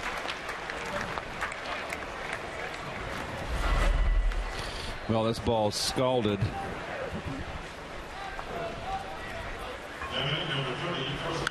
Nice swing right there. Ball over the plate, mid-thigh, and hit the ball kind of hard off Montero in this third inning. And there is no one up in the bullpen, so he's going to finish it. Leave it up to us to start singing his praises, and he starts struggling. Matt Dominguez, you can see his numbers from last year. He was the #1 pick of the Marlins. Sent over to Houston in a trade. And lifts this ball to left field, but off the end of the bat. And Michael Conforto, just in the game, makes the catch in left field. Well, there's the #1 draft pick last year, and I love this kid's swing. Conforto. I think he's going to be a part of the future of this ball club. Good pitch by Montero. Just kept it away enough to get Dominguez. On, Hank. Come on, babe. Hank Conger in. 0 for 2 so far for Hank.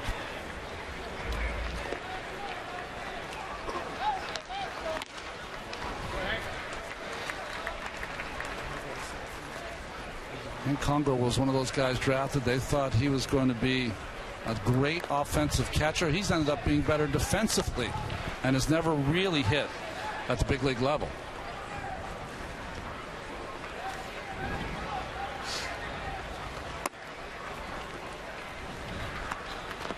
Sometimes for these players that are high draft picks, like he was for the Los Angeles Angels, getting traded to a new organization sometimes can be uplifting.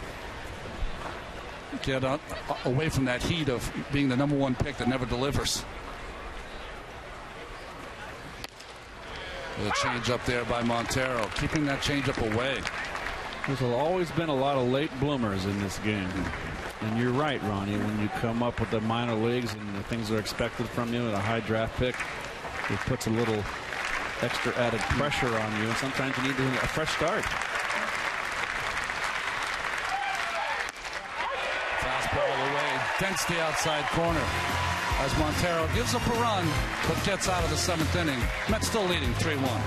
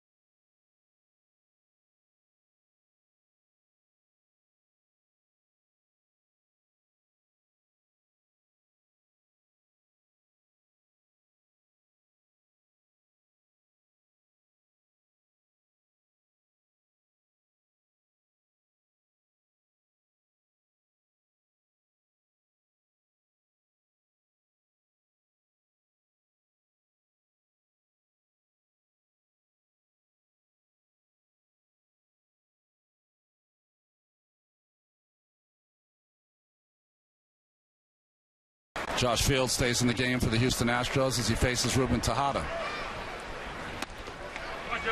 Changes for the Astros behind the plate. Max Stassi. Carlos Correa comes in at shortstop. Colin Moran at third base. Alex Presley moves over from right field to center, and Preston Tucker comes in the game in right field.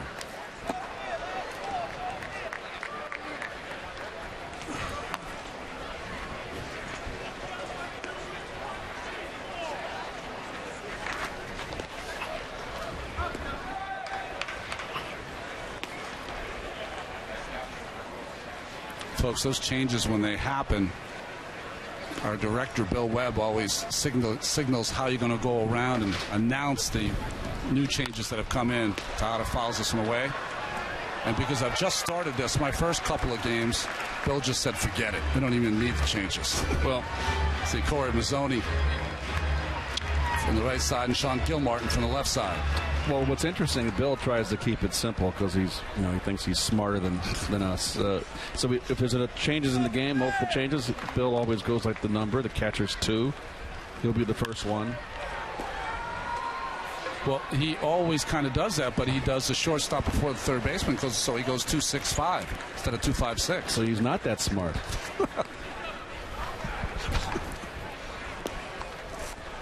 But Bill likes to go in numerical order, which makes perfect sense. See A.J. Hinch coming out to take out his pitcher, Josh Fields.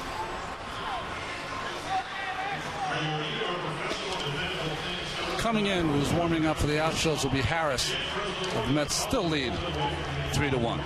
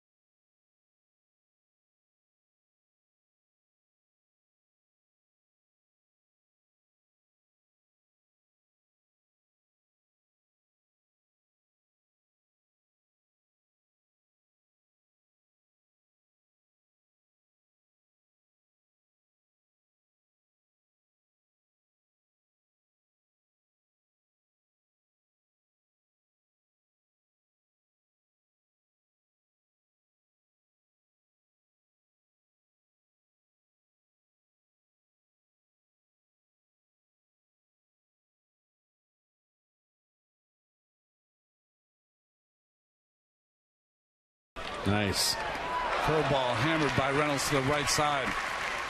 Second baseman Fontana could not come up with the play, and a base hit, I believe, for Matt Reynolds. Should be a base hit. This ball's ripped. Tough air. Love the swing. Tough chance. Love the swing out of Reynolds there, getting that high slider, staying level. Line drive hitter.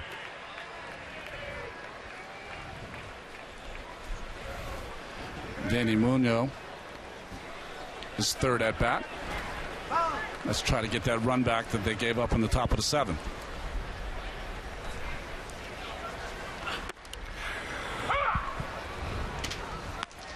Oh well.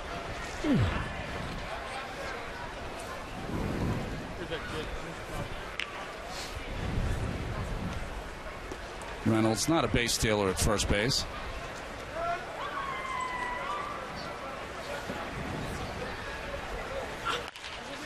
ground ball to the second baseman Fontana, over to Correa. Strong throw to first, but brings the first baseman off the bag. The little nuances of Carlos Correa that are lacking so far in this game. He's got a great arm. Fontana gets it to him early. Comes over the top. And he comes over the top and wants to show it, airs it out, and takes Dominguez off the bag. He would have had him if it was a proper throw. Yep.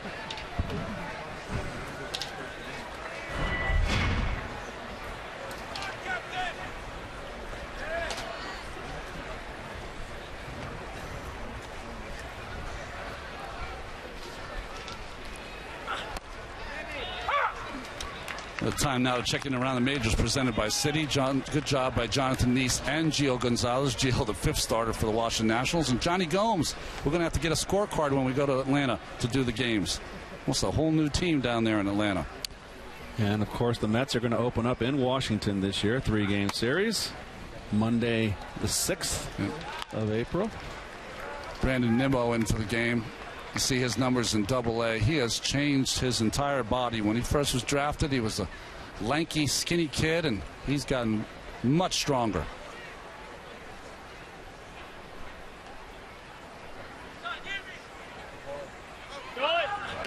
Going is the runner, and he has tagged out Muno. No, called safe. Case of the ball being thrown in the dirt, and so you always on a pickup work from the ground up. So in a stolen base, your glove's kind of momentum of the glove is coming up, and a lot of times the runner slides under it. Oh, he gave him the old he took the left hand away. He gave him the Bullwinkle Moose. Watch me pull a rabbit out of my hat. Takes it away and then tags the base with his right arm. Or left-handed. Very nifty. Must have been the wrong hat.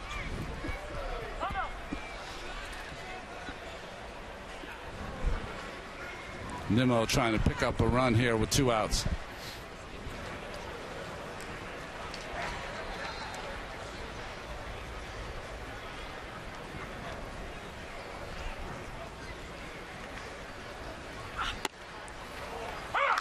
Fastball right there.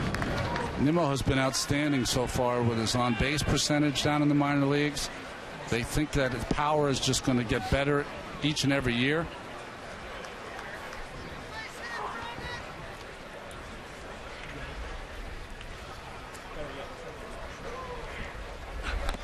It reminds me a little bit when I see him at the plate, and I'm just talking about body style and his patience at the plate. Remember John Olerud when he would take at bats? He was a big guy that had a great eye. Yep. Very quiet hitter, much like Mags, David Magadan. Yep. But Olerud, of course, a better hitter than Mags, more power. Olerud was really quite a player and quite a defensive first baseman, too. Fastball, a little late by Nimmo. I remember Bobby Valentine when he was managing, and we'll take a look at Nimmo's swing.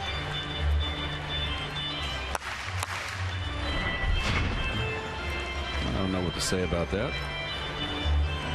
Let's see more of it. I remember Bobby Valentine when he was managing, and Olerud was at first base. Bobby said, wanted me to come on the field.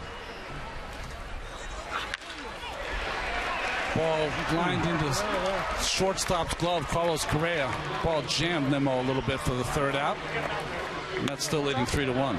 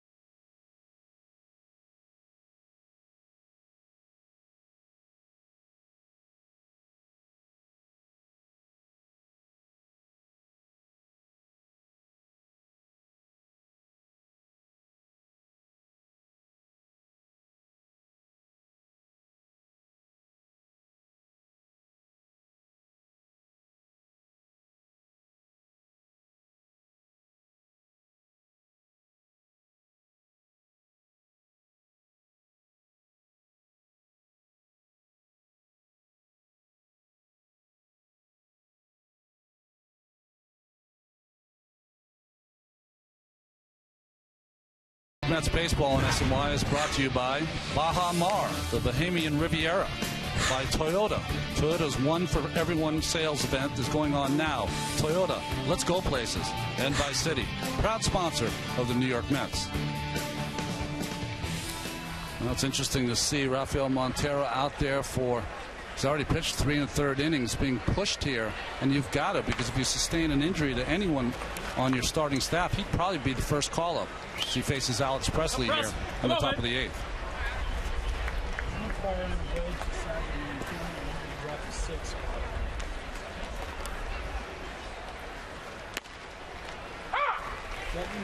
Still throwing hard, 97 miles an hour on the gun. Gun was a little slow the other day. I think it was a little generous today. Generous today. Still went hard though. He's got to throw inside, because particularly to left-handers with his changeup, because he just can't live on that outside corner. You got to establish inside. That's baseball 101. He's tried using that slider down and in a few times. See some teaching going on the bench. It's the pitching coach Strom talking to Will Harris. Boy, badly. Alex.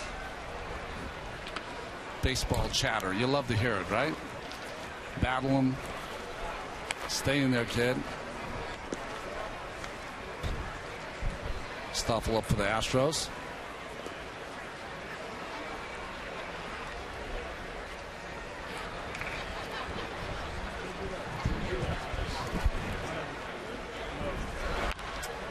There's that slider, but it was hanging in the middle of the plate.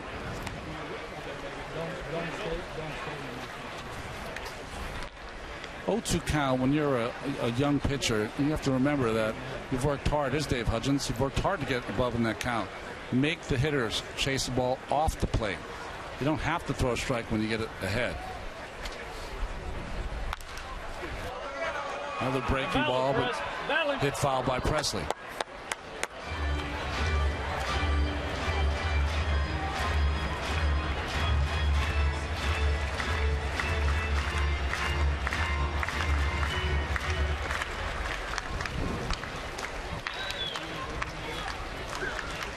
Montero, you can see 43 pitches. End up throwing about the same number as Dylan G did. G threw 47, I believe, in today's game.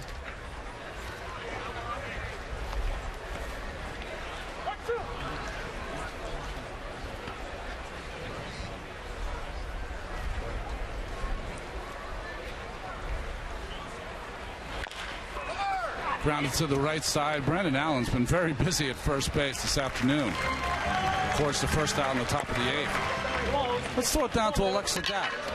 Well, Ronnie, the madness of March has struck the Mets clubhouse as the players were scrambling to fill out their brackets this morning. When I talked to John Mayberry Jr., he said, you got to go with Kentucky to win it all. He said, there's a college team that can beat the Sixers. That's definitely the team that you pick. Guys like Kevin Plawecki are sticking with their alma mater, so he's got Purdue beating Kentucky in the Elite Eight. Matt Dendecker won the entire pool last year, and his theory is to pick guys that go against the grain. So he's picking Arizona in one pool, and then he's got Kansas in another. Matt Harvey really likes that theory, so he's got the Villanova Wildcats winning the entire thing. But Anthony Recker told me you got to stick with Kentucky. Unfortunately, he had Iowa State in the championship game as well. They lost earlier today, so his bracket is busted. But he said, you know what, that's really not what it's about. It's about team camaraderie, guys. Thanks, Alexa. That was always a staple in spring training, those brackets in the NCAA tournament, Ronnie. Oh, I mean, Alexa hit the nail on the head. I mean, there was more time spent on those brackets than just about anything else in spring. Because guys have loyalties to their school, to their state.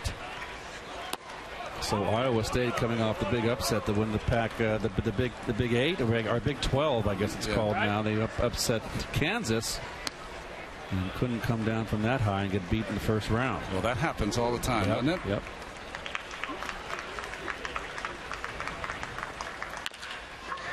Ground ball to the right side, deflected off the glove of Montero, but Reynolds makes the adjustment and the putout. Or the assist, I guess you call that. Yep. Here comes Bob Guerin. Come out. Montero's work is done. So just like the great job by Rafael Montero, as Sean Gilmartin will come in for Bob Guerin and the New York Mets.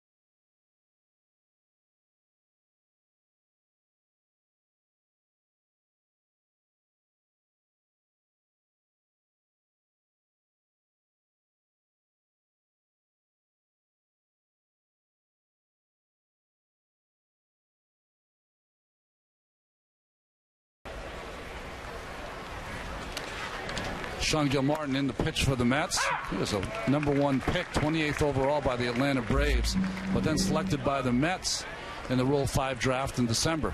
It's part of the trade with Minnesota. Went to the Twinkies for Ryan Domit back in 2013.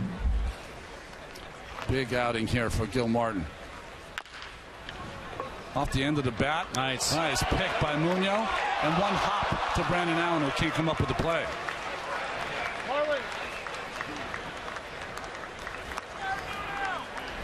Well, going to his left, makes a beautiful in-between hop. Nice stab. Throw in the dirt. It's going to be an E6. E5, right? Oh, 5, excuse me. So I'm counting like Webby. Nice play right there. Good hands. It's one of those plays that you don't even look into the glove. It's just you just throw your leather and hope it hits it.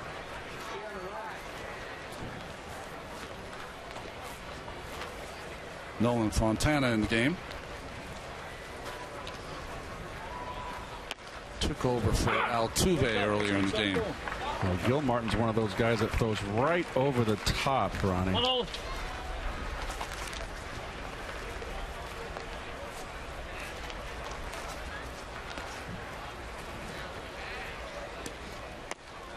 Good breaking pitch there. That's what you like to see from your left-hander if he's going to be in your bullpen. Got to have that equalizer. Well, this young man's he's 24 years of age, Gilmartin. He's been a starter throughout his minor league career.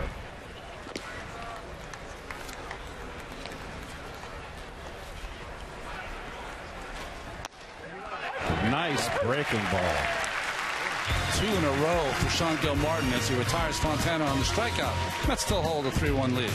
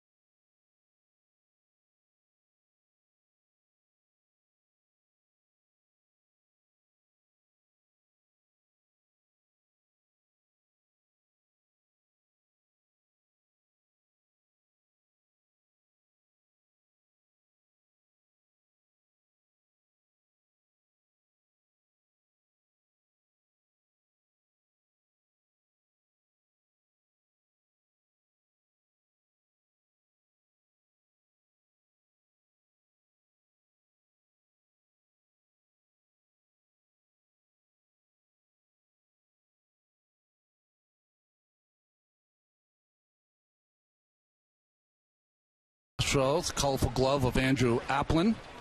And Jason Stoffel now doing the pitching. Tarzana, wow. Johnny Weissmuller country, Tarzana, California. Is that where he's from? No. Oh, Tarzan. I get it. A little slow today.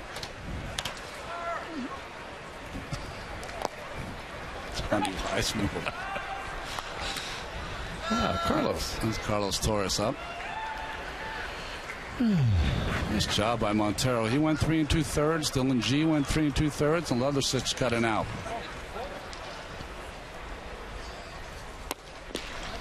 Well, more importantly today, the Mets have had a rash of walks this spring training. Only 2 walks from the staff today. There's Bob Guerin.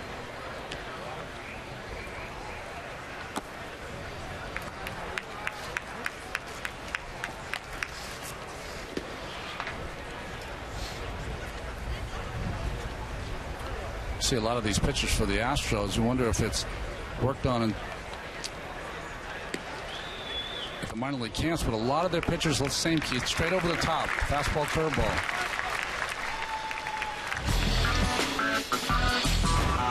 There's only one place to go for all your Mets spring training information with instant updates from Port St. Lucie featuring interviews, video diaries, and informative links. Get an up-close perspective from fans blogging about the team they love. On Mets blog presented by Citi, featured on SNY.TV. Well, up to the plate, this young man, Michael Conforto, the #1 pick last year out of Oregon State.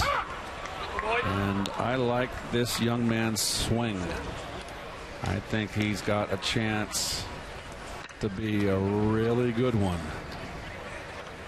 As many college kids do now, they come to the big leagues, they have the double ear flap helmet. Lays off that good breaking ball in the dirt. Good eye at the plate. It'll be shown so far. Quick bat. That 3-for-4 game he had around, a little less than 2 weeks ago was very impressive.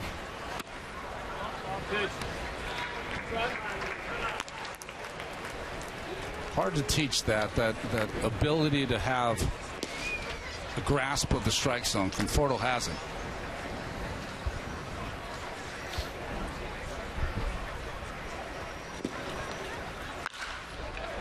Fastball right there. Good swing put on it by Conforto. I remember I asked Nick Johnson. Remember the first baseman Nick Johnson, who always had a good eye? Yes. Played the Yankees, watched the Nationals.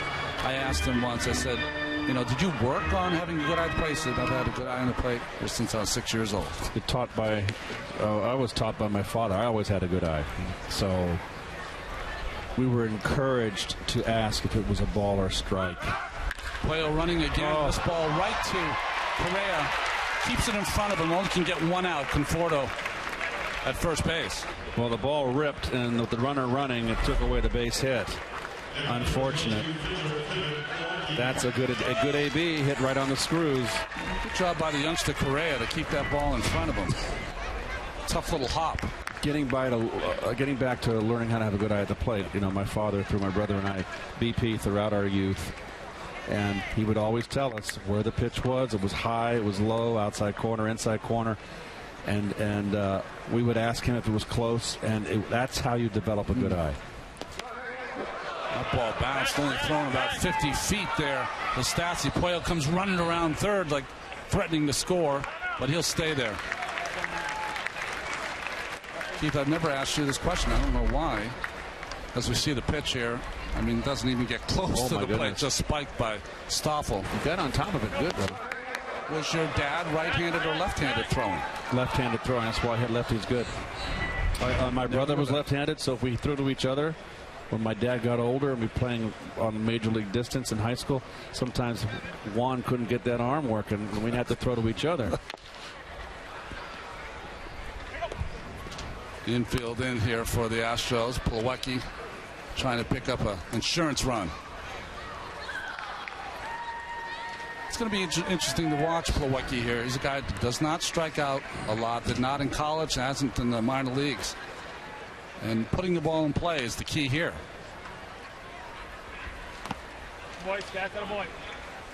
Stoffel so far beating up his catcher Stassi.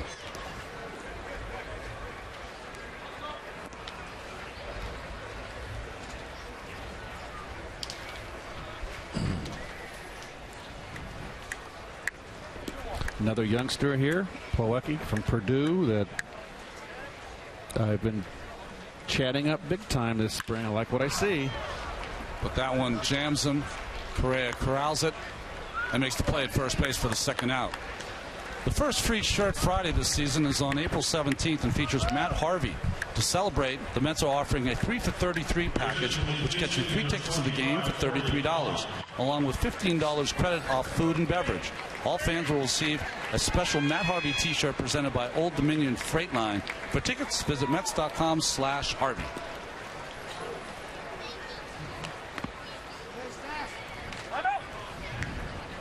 Corey Vaughn up to the plate. This is the first time I've seen him in spring training.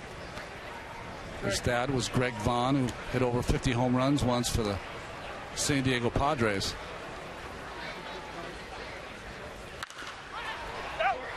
Fastball popped foul. Corey was a guy a couple of years ago I think the Mets were looking at that he was going to be one of their up-and-coming power hitters. The road to the major leagues has stalled a little bit for Corey. Well, he struggled with the bat. Had the first good year in 2010 in Brooklyn, hit 307. Savannah hit 286, and then it started going downhill for him. 228 last year at Las Vegas.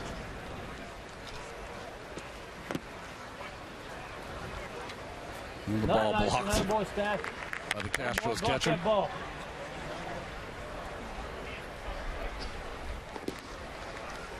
You can hear the coaches from Houston that are saying, way to go, Stas, way to block that ball, as they give encouragement to the catchers getting beat up. Well, they're right down there on the ball 4 right there. They're right down there by our microphone. The 4 coaches, there they are, sitting there.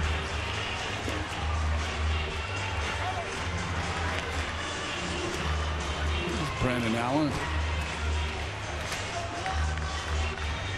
It's interesting, the coaches always sit outside. Better angle, better view. Better angle, view. Closer. Get a little sun. Well, the pitching coach can get a good angle at looking at his pitcher work.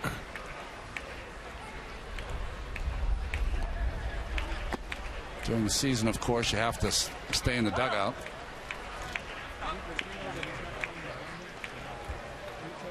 Sassy going up to talk to his pitcher, Stoffel.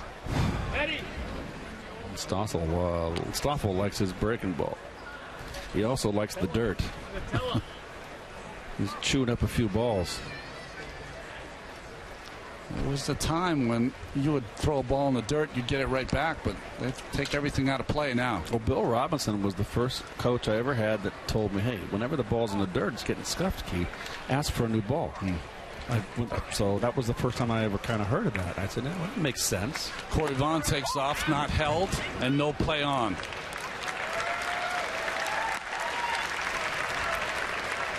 Astros just gave him that base. Allen now has a 2-0 count with 2 on and 2 outs.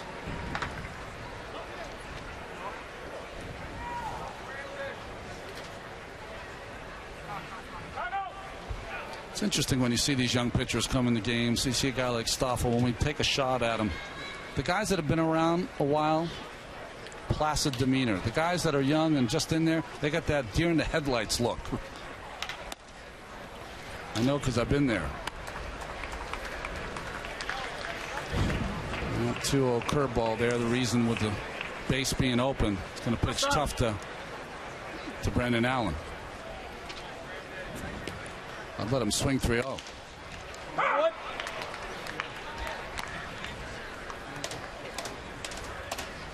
Did you swing 3-0? Did you like to hit 3-0? I didn't mind it. No, I did not mind it. Some guys just don't like it. Usually the younger guys, when you're a little antsy. As a veteran, I loved it. I just think that you feel at times, if you're a hitter, as if it's all or nothing. Just because it's 3-0, you don't have to hit a home run. You know, just get a base hit. I think that's what happens to a lot of hitters. They get a little long in their swing.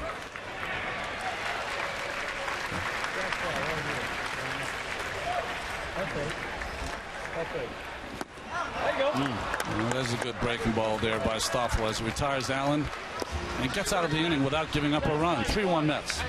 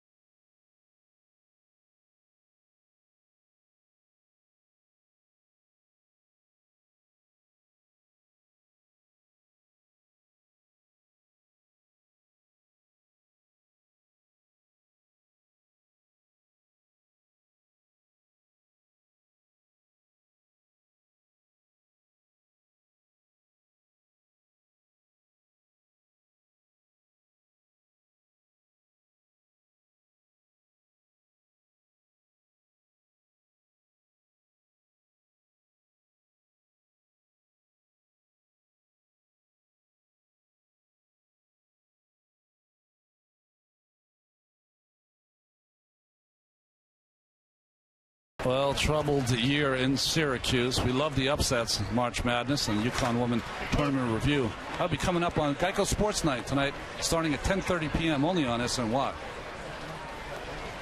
Carlos Torres into the game to face Carlos Correa. It's kind of the forgotten man in this bullpen, you know. Carlos is a key ingredient in that very strong bullpen of the Metropolitans. Had a terrific year last year. Boy, the ball hammered by Correa to left field. But Conforto runs it down for the first out here in the ninth. Well, sometimes, Keith, when you're the forgotten man, it's a good thing because you know what you got. And you know in Torres that you don't have to worry about him. He can pitch, he can start. Yep. He can do anything you need. Well, he had that emergency start in the middle of the year last year where he threw to, 5 innings, I believe he went. Scoreless ball. Yeah, no day's rest. I mean, he pitched the day before. And 97 innings pitch says it all right there. He's a workhorse. Throw every day. In to face Colin Moran. Moran was another #1 pick of the Marlins. Came over in the trade with Jake Marisnick. Or Jared Cozart went over to the Marlins and did a fantastic job. Come on, babe.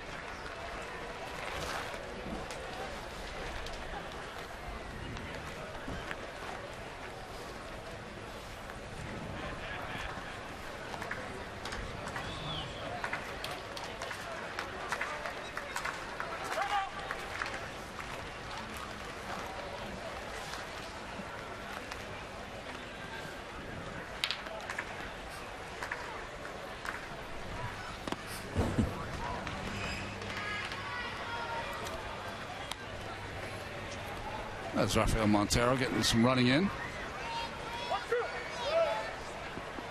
Got the high fade working out there. Yes, he does. Come on, babe.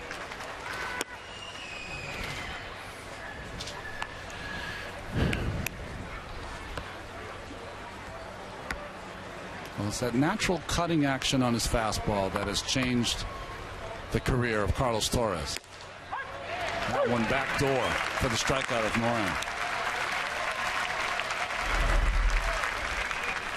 Well, you're right about the natural cutter there, and that's right to the glove. Starts around 2 inches, 3 inches outside a ball, and just kind of creeps in there at the last minute. Preston Tucker, his first at bat.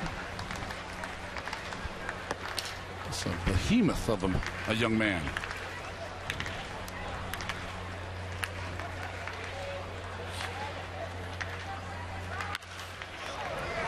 And a big swing to go with it.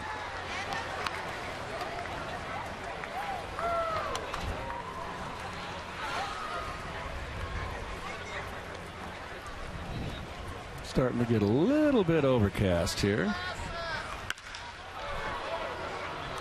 Ball scorched foul. I told you it's a split squad for the Mets today, so the game in Jupiter, Mets against the Cardinals. Mets running away with it, 7-1. Flores. Could be a doubleheader sweep here. A home run and a couple RBI. Well, if you're Bob Guerin in the regular season, you'd be on the edge of your seat for the 3-1 game. You could bring the time under the plate, but not here in a spring training game. As Nuno makes the last play out at first base. Tucker's retired. Torres gets the save here in spring training. And the Mets on a couple of solo home runs by Michael Kadire and Curtis Granderson take this game 3-1 here at Tradition Field. Well, the most important thing about this game was you've got the two guys vying for the 5th spot in the rotation, and that's Dylan G, who started the game, and Rafael Montero. Both went 3 2/3 innings. Both gave up 2 hits. Both threw scoreless. Didn't give up a run, excuse me. G walked 2. Montero zip. So a good outing from G to stretch it out, and also a good outing from Montero. Well, you see the score here. Time of game, 2:32. Very nice. Kadire and Granderson with a couple solo home runs. 3 runs, 6 hits for the Mets. A run on only 4 hits by the Houston Astros. Dylan G and Rafael Montero, outstanding efforts. New York Mets baseball on SNY is brought to you by Citi, proud sponsor of the New York Mets. By Land Rover. Visit your local certified pre-owned Land Rover tri-state retailer. By Cayman Islands, a world away, just 4 hours from JFK. And by WB Mason, the official office supply company of the New York Mets. Who but WB Mason? Again, the score 3-1 as the Mets get the win here against the Houston Astros, who came over from Kissimmee. Tomorrow, come back with us at 1 o'clock as the St. Louis Cardinals are in town to play the Mets. All the action starts at 1 o'clock. I want to thank Elias, of course. I want to thank Alexa, who was outstanding while she was down here. Keith Hernandez, the truck. And, of course, I'm Ron Darling. Thank you for spending your afternoon with us here. You're Ron Darling? Yeah, you didn't know that.